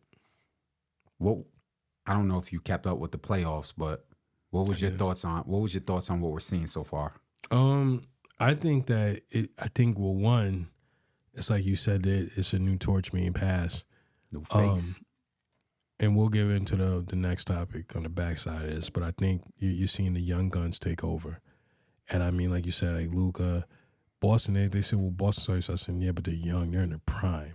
Not even. Tatum and the oldest person is Jaylen Brown, who's 27, so he's a year or two about to be in his prime. But JT is 25, 26. Go ahead. Yeah, no, they're in their prime. And you look at Indiana, they're in their prime. They like to run and gun. Like they will go back up and down the court with you all day. You look at Dallas. I mean, even Kyrie, he's way better than the majority of the league. But you got Luka. You get what I'm saying? Mm-hmm. That's not to mention like with Minnesota, you got Karl Anthony Towns, and you got this kid.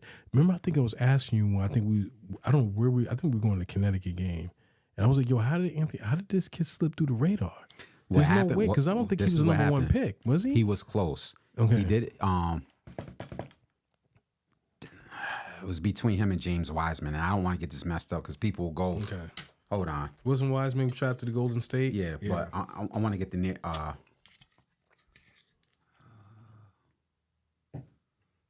when was it? What?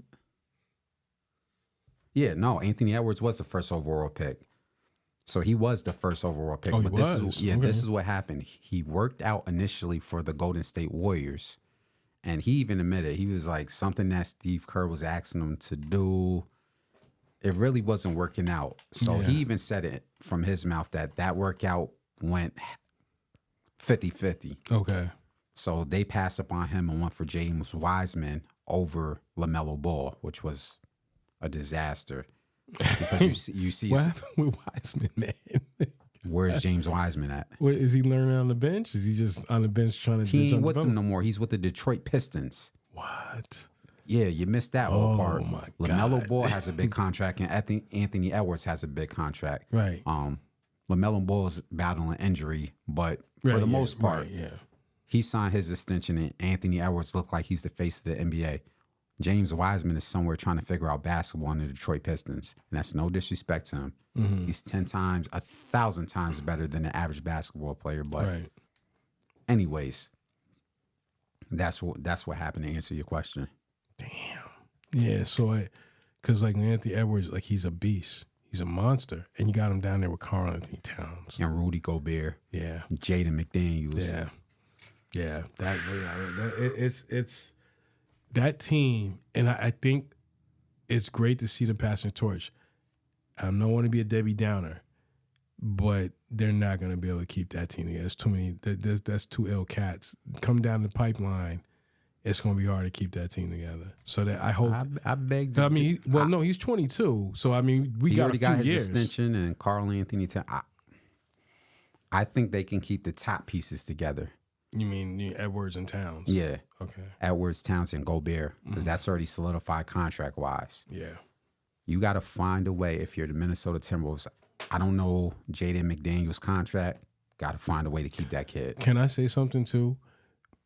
What I saw from them, from Minnesota, and I don't know if people peeped it, but when they were playing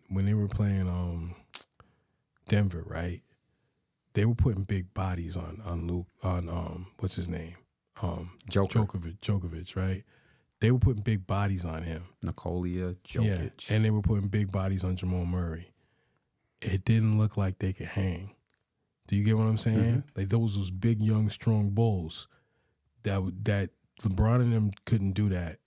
But maybe Anthony Edwards, you know what I'm talking about.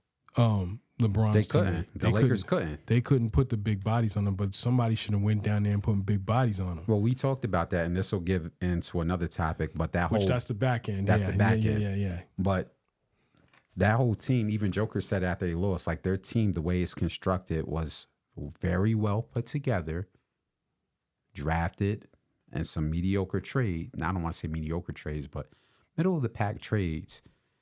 Jaden McDaniels is 6'9", 6'10". Mm-hmm.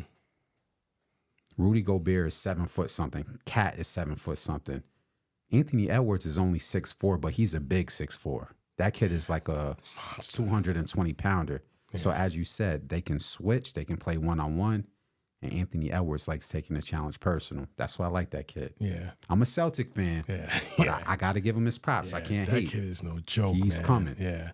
So I think it's just funny. It's like with Denver last year. Like you look at Jamal Murray, you're like, how did this kid slip through the rocks? You get what I'm saying? Like how do you like? I don't know. Well, I ain't gonna get into the Knicks. They always lose somebody. But the point I'm making is like, how does this kid slip through the rocks?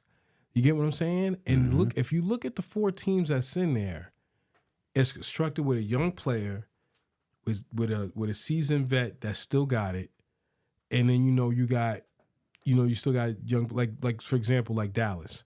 They have Kyrie, but Kyrie's still in his prime. And you got I'm mixing up the names again. Well, what team you're talking about? You're talking about Dallas. They got Kyrie and Luka.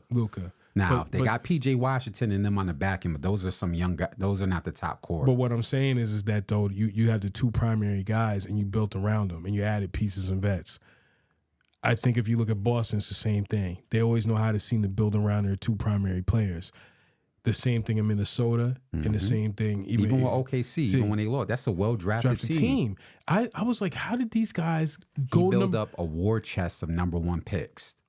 OKC, people need to watch out for them. They could have went either way with beating Dallas, but they still have a war chest of top draft picks into it's either 2027 or 29. Right. So they can everybody's talking about this draft class ain't that good. Well, the next one might be, and the next one after. OKC is going to be ready for whatever draft class. I think what boggles my mind when you look up and you see that they were the number 1 seed, I think it didn't register until everybody saw that they got knocked out just recently. You know what I'm saying? Like OKC got knocked out recently, but it just looked like, yo, how did they get to number 1 and how did they get so good? People just didn't recognize it, but they got a coach. It's like with the Knicks, they got a coach. They're behind it. So I think when you look at the whole situation, you're looking around like, yo, unlike the team over there in LA, in both teams in LA City, you're looking like, yo, what are we doing here? If I'm the owner, I'm looking like, why am I doing it? I'm looking at the top 4 teams, and I'm looking at those players, and I'm like, why do I have you here and why those guys ain't here? Mm-hmm. How did this happen? How did I let this happen? It happened because I called this a couple years ago. Mm-hmm. Even when I looked at how the Milwaukee Bucks was constructed when Giannis won. Mm-hmm. That's homegrown talent. Mm-hmm. Chris Middleton and them, that was homegrown drafted talent. Right. You look at the Boston Celtics, although we haven't won a championship, the majority of that roster is homegrown talent. Mm-hmm. We just recently made a big trade. I said this, everybody's trying to put together a big 3 to compete with Golden State. They weren't paying attention to the other teams. because they thought the Golden State dynasty might last an extra year or two. Right. They weren't prepared for, if Golden State isn't around, who's the next team after Golden State, which we saw was the Denver Nuggets last year, who won. Yeah. Look how the Denver Nuggets have been putting together that team. When did Joker get drafted? 2013 or 14? Something like that, yeah. That was the problem. That whole big three superstar era. Mm-hmm. Oh, we can just get two superstars and slap a couple pieces around. Mm-hmm. Well, here we are. The teams that drafted well over the years and made trades to increase their bench, they made deep playoff runs. Yeah. The teams that sat there and said, oh, well, we're just going to put some superstars together, like LA Clippers, like you said. Yeah. Where are they at? Home. They're home. They're in Cancun. And the best they can do is I'll give a pass to the playoffs. I'll give a pass to the New York Knicks, and I know you don't want to hear this. Yeah. No, okay. New York, you got nothing to hang your hat on. I'm not a Knicks fan, but I'm just going to keep it real for a second. It came down to injuries. Yeah. If that team is healthy, they are beating the Pacers, and they're taking my Celtics. That's a 6 or 7 game series. They had Bogan Bogdanovic injured, OG Anunoby with a hamstring. We all know Julius Randle is out. If that team is healthy, they handle the Pacers. Forgetting 7, that don't go 5 games. So New York Knicks, I hope y'all do the right thing in the offseason. I hope y'all pay OG Anunoby and keep that squad together. But go ahead. No, I think just kind of going to the next subject. I think what I'm looking at is well, what you have been saying is it's the death of the dynasty teams. That's over. We saw what happened in Phoenix. We saw what happened in LA with both teams. Who am I missing out of here? Because it was another team too that had high hopes and they bombed out. But the point I'm making is that they're not getting any younger. The Clippers, they're kind of stuck because I think Ballmer... They are screwed. I think Ballmer's looking at it because I know everybody's like, why don't Ballmer just pull the plug? He just built this new arena. Not just that. So Kawhi is under contract for like 3 or 4 more years. So he kind of needs to get people coming to the arena, he needs like a splash. So he's got Westbrook, Harden, all them. This was a waste of time. He should have blew that team up when he had the chance, man.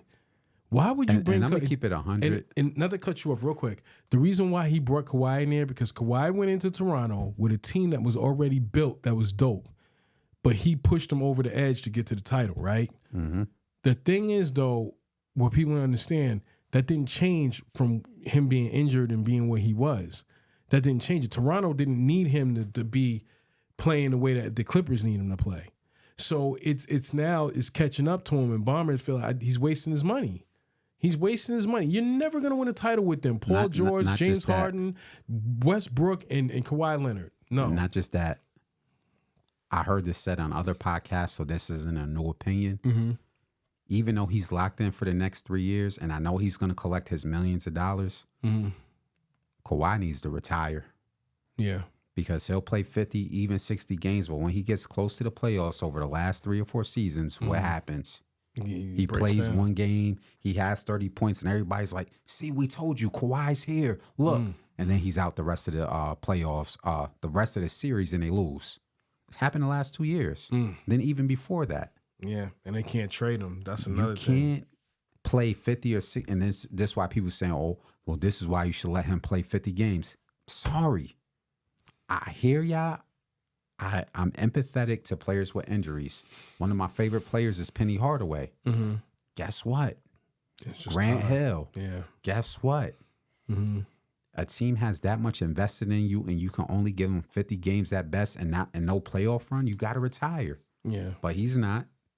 He's gonna collect the next 3 or 4 years. Yeah. Making it hard for the other guys coming behind him because he's selfish. I don't care what JJ Redick says. Oh, I've seen him try to work his way back, but it ain't work, man. It ain't work. So nobody cares what he's trying. You have I think somebody said a deter. I don't want to diagnose him because I'm not a medic, but they said something with his knee. It holds up for so long, then the cartilage starts to deteriorate or whatever. Yeah. We seen it the last 2 to 3 seasons. Even this, he played like 50 or 60 games. We get to the playoffs, he plays one playoff game. What about Paul George? Paul George is fine. No, but is his contract up? I think he has the same type of contract. Oh, God. But I'm fine with Paul George because guess what? He's healthy. And he showed he can be a number one player. Westbrook is your veteran. It's Kawhi. He's such a great talent that I don't know the football analogy. You know football better than I am. Yeah. Imagine if you had a championship caliber running back that never plays in the playoffs. Or a receiver. Or, oh, hey, yeah, we do know. Who was the quarterback of freaking of the Dallas Cowboys? And Dak Prescott? No, man. Tony Romo? Yeah. He's the Tony Romo of the NBA. Okay. Got you. That kept getting paid. Yeah. Until we said, yo, dog, you just messed up your this and your back again. It's time to retire. Yeah. Kawhi Leonard is the Tony Romo of the NBA. Yeah. Now, yes, he's won a championship, so you'll get me on that comment. Oh, Kawhi's won a championship. Yeah. But in terms of availability and health and somebody that continued to get paid when they're not healthy, Kawhi Leonard is the Tony Romo of the NBA. It's time to retire. And you know what's funny? A lot of these vets, now let me go over to the Lakers. I'm going to bring this up for you. When you look at the Lakers, do you think they're hanging on to the whole LeBron thing too long? Yep. Really? So you could say, oh, and I love LeBron because he will go down as a GOAT. It's either him or AD. You got to pick. Yeah. You got to pick at this point. LeBron is, if I'm my age, and I know LeBron is a year or two older than me, LeBron is 39. He's about to be 40. LeBron probably can play like this until he says he's done. So I give it to him. He can give us 25 points, 9 rebounds, and 8 assists forever. The problem is you're not getting any younger. And we see what's coming down the pike. We see Anthony. Dog, let me say this real quick. I'm going to get back on the Lakers. Did you see the way Anthony Edwards looked at KD while he was torching him? Yes. He was coming down. Yes, he was. Look at KD. I'm here. Yeah. LeBron James is good. He don't have an answer for that. No, you don't think so, huh? Anthony, dog, you, as great as shape he's in, he's still not going to get younger. Right. So what are you going to do? Hold on to him until he's 45? And if you hold on to him, then you have to look at AD. Who do you have of value to get some trade assets? Yeah. Who you going to? D'Angelo Russell. Now, there is some trades they can make. Yeah. They talked about possibly around that point guard position, either with D'Angelo Russell or Aaron. I forgot. I'll just say Reeves. Reddish. No, Reeves. Okay, the shooter. Yeah. Because they're looking at Trae Young or they're looking at Donovan Mitchell. I think the talk around the Lakers in the offseason is to get a point guard like a Donovan Mitchell to go over with the Lakers with LeBron and AD. Okay. Now, if somehow by a miracle the Lakers get Donovan Mitchell, I'll shut my mouth. You think that'll get him over the hump? Yes, because Donovan Mitchell is a defensive point guard who's healthy, and we see he can drop 40 points at any time. This means, LeBron, you're no longer the number one point guard. You can't tell Donovan Mitchell to sit in the corner and chuck 3-pointers. Right. He will be the number one point guard, and LeBron will either have to go to the wing or in the post. Right. But if the Lakers can somehow keep LeBron, Anthony Davis, and get Donovan Mitchell in the offseason, they get another year. Now, will that matter against Joker and the Timberwolves? I don't know, but it will keep them within contention within the West. They just didn't look like they had a shot against Denver. Nope. And that's against Murray, and you think you're gonna compete with worse than them, Karl Anthony Towns? Nope. Are you out your mind, man? You ain't gonna make it. So let me say this. Can I say this one part? Mm-hmm. So what I think the Lakers are trying to do is hold on to LeBron till he does his farewell tour, and they're gonna generate revenue. Right. But at some point, you're gonna have to look up and say, we got to build this team. We're not making any championship runs. And I hope it, because I keep hearing, LeBron doesn't have any say-so. I don't know about that because he had say so with Westbrook. He had say so with everything they got going on this year. They made it to the Western Conference Finals last year, and I think going into this season, they thought we're gonna finally get over the hump. We'll meet Denver down the pipeline, and they ended up meeting Denver in the first round, and they didn't. They couldn't do anything. So I don't know what more else you want to do, but I would go to LeBron and say, look, we're gonna build this team young on the back end because we can't keep putting up with this. This isn't gonna work. You know what I'm saying? So I don't know. And let me go over here with Durant, because that's another one I want to talk about real quick before we switch up. So he gets in, like the reports is now he's not happy in Phoenix. What else is new? You've been talking about this for 2 years. What else is new? You've been talking about Kevin Durant since the Brooklyn. Yeah. And he's another one who got his way. Yep. You got your way in Brooklyn to pull the pieces you pulled over there. It didn't work out. You got smacked by the Celtics and Milwaukee. Yep. You didn't win over there. And then now you forced your way, because he forced his way to Phoenix. You played a half a season off that injury, but this year you played a full year and then got smoked by Anthony Edwards, a 22-year-old. Yeah. And then we're hearing, not just him, we're hearing reports about Devin Booker as well.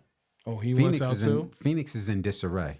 And the only person they can't move off of is Bradley Beal because he has a no-trade clause.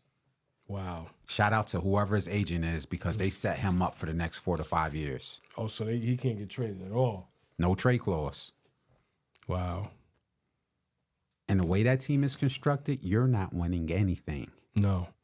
It was bad. We saw too much money tied up in the top 3. You don't got no money for the bench.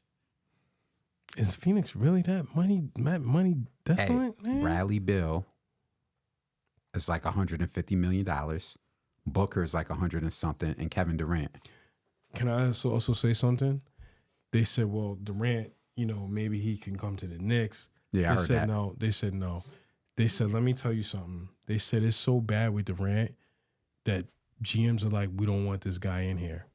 What did you say 2 years ago? It was your words. Right, that he's a crybaby? No, forget the anecdotal stuff. You broke it down perfectly with Joe Tsai. Yeah. You said, okay, I'm gonna give you a rate, but if this doesn't work out, you could take your bag. I'll pack them for you. You could get up out of here. Yeah, facts. And you broke down something 2 years ago where you said these GM talk behind the scenes. Yes. You don't know who Joe Tsai knows. Right. They said it was reports so bad Durant was coming in there and not even talking to his teammates. I don't know what more you want. Like, as bad as Jordan was hard on his teammates, he talked to his teammates. You can't do that. You can't be rude. And now there's reports saying he's not happy. Well, I mean... And then you're not even young enough in your prime. Durant's like 35, 36. So you're on the backside of your prime. Yeah. Yeah, you can still hoop, but you're not you're not 28, 29, 30. Well, they were saying, too, that, well, maybe you can go to OKC. They said, no, have a farewell tour? That's a young team. We're not bringing your disgruntled ass up in here. Like, we're not doing it. What a 22-year-old and a 25-year-old that's with Chet Holmgren and Shy. Keep him away from that. Yeah. You're going to pollute their minds with the way they need to act? No. OKC as an organization built that through the draft. Those young kids are hungry. There's young blood. Yeah. You need to find your way on a farewell tour somewhere. Go talk it out with Golden State and see if you can get back over there and give Steph a last push. That's the best he can do, in my opinion. They didn't even make the playoffs, Golden State. Yeah, you're right. Maybe you can work things out with... Maybe Kevin Durant can work things out with Draymond Green and say sorry because Draymond called him a bitch. and he can apologize to Draymond and work things... You ain't catch that. Yeah. Maybe he can apologize to Draymond because Draymond called him a bitch and get back on Golden State. Right. That's the best Kevin Durant can do right now. It's over. It's bad, man. It's really bad. I don't know. If Phoenix thought they could, who are they going to compete with? I don't think you heard the contract situation. You're top loaded, and Bradley Beal proved that 6'3", he can't guard nobody. Anthony Edwards was coming down the court, looking at him in his face, saying, "No, that you play didn't." where he came down on the baseline, tween, went baseline, and tomahawked it on Durant. Mm-hmm. You're stuck with him. He's tied up in a $150 million contract with a no trade clause. That team ain't getting past the first round, and Kevin Durant is 35, 36 years old. And nobody's gonna take his contract. Nobody. No, I wouldn't want it. What about and they said also too, what's this kid Devin Booker? They said because they was like, oh well, you know, he'll want to go to the Knicks. They said for to play with Thibodeau? Are you crazy? Well, that'd be his best option of winning. To be a number 2 to Jalen Brunson. Because they're gonna make you play defense.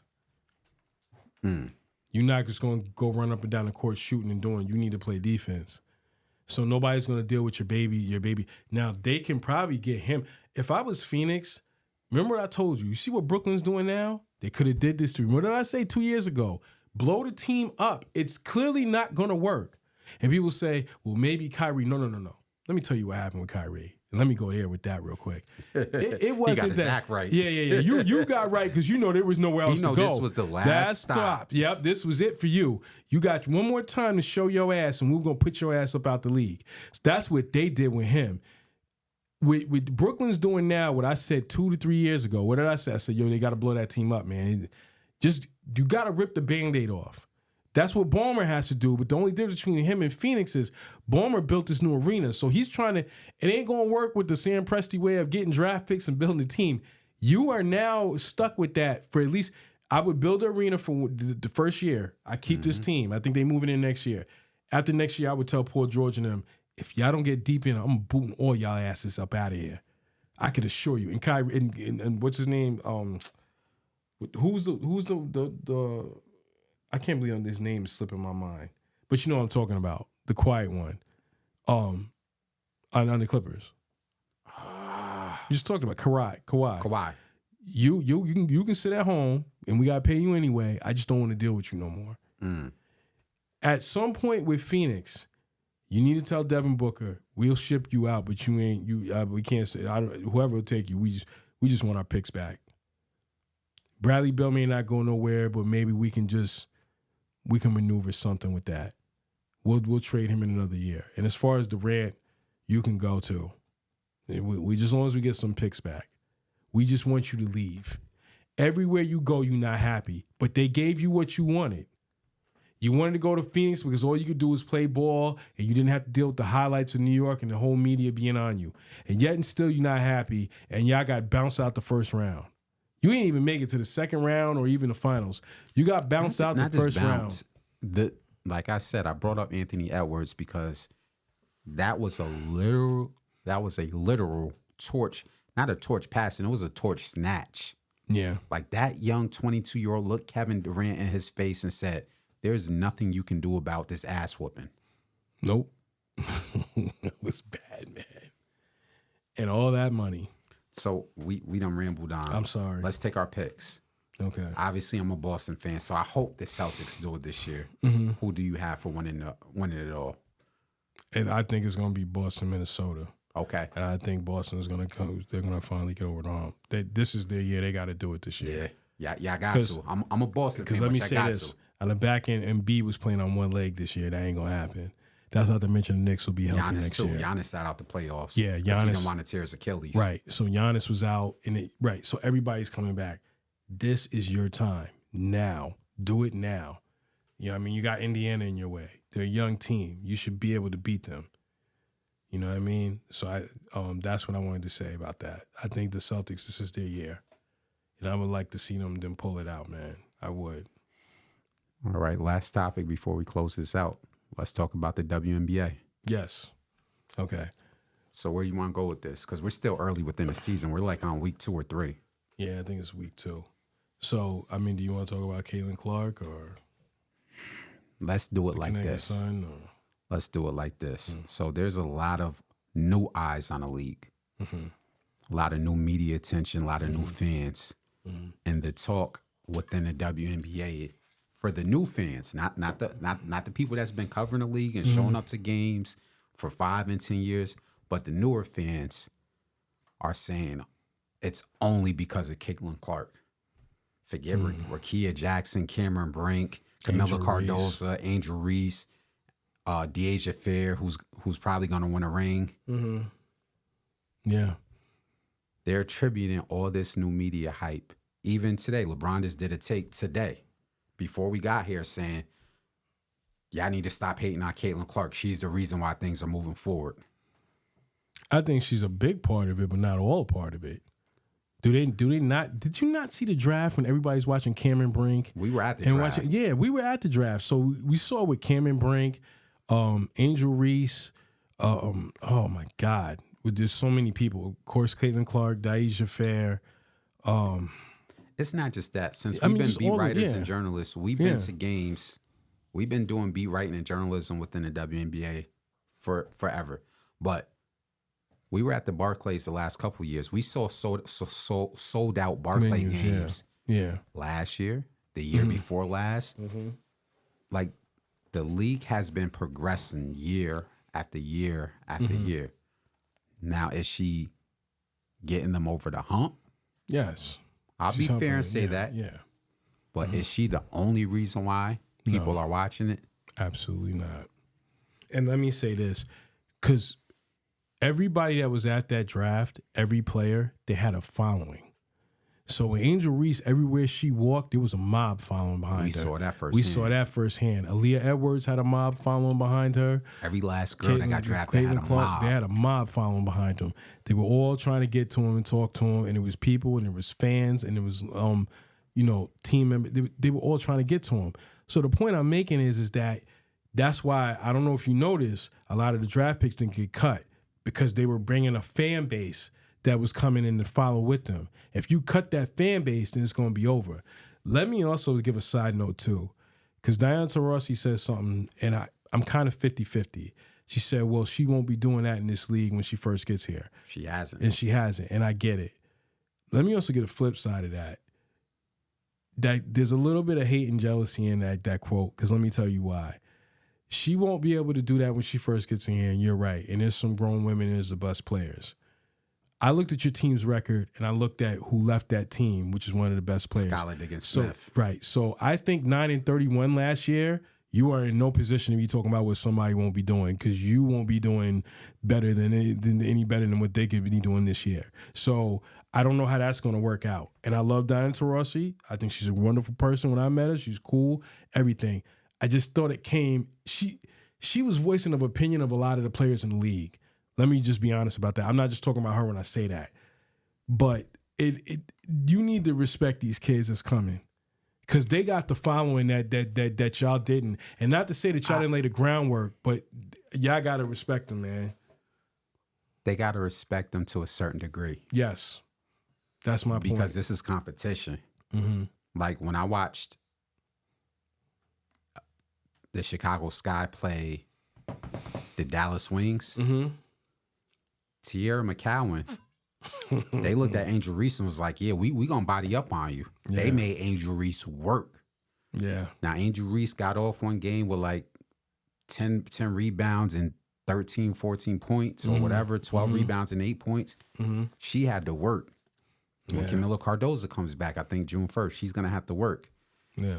Cameron Brink and Rakia Jackson is working. So they have to respect them because they're bringing an audience, but I don't want to see them laying down. Oh, absolutely not. No. I'm going to be honest, man. I want to see, and what I'm about to say is coming from a competitor. I want to see them give these young kids hell, not out of hate, but it's going to show the younger generation coming after them. Because remember, what y'all going to do when Paige Buckers gets there? Because we saw her play. Yeah. I think her bag is deeper than Caitlin Clark. Oh, facts. And she got a mid-range game, a handle, a floater. When she comes in the league. I was drooling over Caitlin Clark. Wait till Paige Buckers gets there. Paige Buckers, yeah. When she comes in the league, she's going to do just fine. Trust me when I tell you. Not just her. Yeah. Them girls from South Carolina in 3 years. Oh, God. Those are monsters. And I mean that in the most professional way. They are beasts on the Malaysia Fuwali. Yeah. She's going to be a menace at the guard. Yeah. Juju Watkins. Yeah. Some of her teammates. Some of them UCLA girls. Raven Johnson. Yeah. There is a plethora of newer players that are coming in. So I like the competition because it's making storylines. Yeah. Facts. You know, I think I like the media attention, but I think Cameron Brink or somebody spoke up saying, I think it was Cameron Brink recently that said, yeah, the media needs to start paying attention to more than one team. Basically saying like, yeah, we all are contributing to this. And they're right. Yeah. For what's going on right now, who do you have? And I know it's only week 2. Who do you think are going to be in the running for Rookie of the Year? And it's only week 2. Other than Clark? Yeah. Cardozo's coming back, right? Yeah, we ain't see her yet because she's been injured. I think if she comes back and she's not injured, between her and Cardozo, I think Cardozo's going to be a very big contributor when she comes back. We haven't even seen her yet. I hope she's healthy. She's going to hope she gets a fair shot. She's going to be blocking shots, getting points. It's going to be a beast mode. It's going to be super. I think she will be. I think her, Angel Reese, and Caitlin. I think it's between those 3. Because those are the ones What's crazy is I don't think it's that narrow of a margin. I think it's going to be, you know how the MVP race, there's like 4 names? Mm-hmm. I think there's going to be like 4 rookies we're looking at the last couple of weeks. Like, one of y'all got to do something. Caitlin, Angel, but I like the girl off of on the Lakers. I'm sorry, my fault. Sparks. Please forgive me. The LA Sparks, forgive me. The way Cameron Brink plays defense, she had a game-winning block on Shakira Austin. And you know Shakira Austin from the Washington Mystics, 6'5" girl. Right. That's very well played. If her offense catches up with her defense by week 5, week 6, she's going to be up there. She was given problems, not problems, because please forgive me. She wasn't scared to go head up with Asia Wilson when they played them. Right. I'm seeing what Cameron Brink is doing defensively, and she hasn't even shown the full range of her game. She can shoot threes. Right. It's going to be an interesting Rookie of the Year race. I'll say that. Yeah. Facts. You got anything else you want to add? I just think that at the end of the day, I think, I just love where the league's going. And, you know, there's going to be 3 new teams now. They just announced Toronto's getting one. I know Golden State officially got theirs, so they're going to be in that draft next year. Toronto, and there's one more team coming. Let me say this. Yeah. Sabrina, we watching you. Sabrina and Eskew, we saw them new Nike shoes you came out with. Yeah. They were a very specific color of a new expansion team. Yeah, he was crazy. Yeah. Not trying to start any rumors in the WNBA circles. Yeah. But that new Nike shoe you dropped, that looks just like that expansion team. I'll leave that alone. Go ahead. No, I got nothing to say about that. I love it. I love it. About the WNBA, that's really about it. I mean, we could talk about Connecticut real quick, as an answer, because I know we time limited. There's 2 things I want to say, and one is just NCAA college basketball, which we'll visit down the pipeline next show. I want to say about Connecticut, son, I think they're the team that nobody sees coming. They 4-0. Nobody's talking. I think DeJounte. You see how DeJounte stepped up and being a starter? I think they don't see. But see, the thing is, and I was at the last game, she been doing that. It's just she's starting now. Right. She came onto a Connecticut team that was already championship ready. So it's kind of hard to get on the floor. Now she is, like you said, she's starting. It's a whole totally different world. And there's another girl by the name, I think it's Adelman, the 3-point shooter. She's a veteran. Yes. I think she came from Minnesota. Yes. You know what I'm talking about. No, her last name started. Raquel Banham. Yeah. Banham. I'm sorry if I'm pronouncing your name wrong. But she's a key element in Brianna Jones. If Brianna Jones can stay healthy, nobody can stop Connecticut. The only people that might is maybe Vegas, but I don't even see them doing it. Because remember, even last year, like Alyssa Thomas, I mean, Jesus, man. She had 24 points, 14 rebounds, and like 9 assists. She is a monster. Like, she dominates. I got her jersey too. Shout out to Alyssa Thomas. Yeah, I say my MVP. Yeah. Because the media is trying to push rightfully so, Breonna Stewart's and Asia Wilson. Rightfully so. They earned it. Alyssa Thomas, she keeps this up. She's darn near averaging a triple-double. And Connecticut is 4-0. Yeah. She keeps this up. She needs to be in that top MVP discussion. Her and Brianna and Deschanel. My God. And then you got Bonner that just shoots lights out. She moved into 5th place. Salute to DeWanna Bonner for moving into 5th overall in WNBA history. Yeah, yeah. Excellent career. I want to say something real quick because I know we got to go. We haven't really been able to revisit college women's basketball, which we really cover a lot of college basketball, period. There's one thing I want to, is it okay if I do this? Go ahead. All right, so there's one thing I definitely want to shout out. We'll go over this next time. I do want to shout out Coach Colleen Mullen from the UAB Women's Basketball Program. They had a very successful season. They only got to the American East semifinals, and they ended up losing to Vermont. But I think when you look at Coach Mullen and everything she had to go through this year to get to the number 2 seed in her conference behind Maine, they were basically short-staffed. They were banged up. They went through a lot of situations, which I don't know anything about. I'm not going to talk about it. To overcome all the obstacles that she did to get to where they went, and then they still got into the WNIT, I think was a big thing. I think to say she doesn't get the recognition, and it's not a shot at any coach that's ever left the American East. But if you look at Coach Colleen Mullen's record and for what she's had to go through and what she's had to overcome to get the team to the culture that it is now, I'm shocked she's even still at Albany. And I know at Albany, what is it, AD and all them don't want to hear that. But at the end of the day, she's that type of talented coach. And I'm shocked that she's still there because I've seen coaches that done less, that done got opportunities, that got bigger opportunities. So I'll go deeper into it the next show, but I wanted to blow that up because I think we, since the last time we talked, we were kind of on the move last time. And I think now that we're going to kind of be back in rhythm, I think we're going to go back to even last season because there were some things we saw that need to be addressed that's not being talked on platforms that we have a platform to speak on. But I definitely want to shout out Coach, UAB Women's Coach Colleen Mullen and the job that she did this year. I want to also, and also the class and the character that she showcased for when other people were in difficult situations.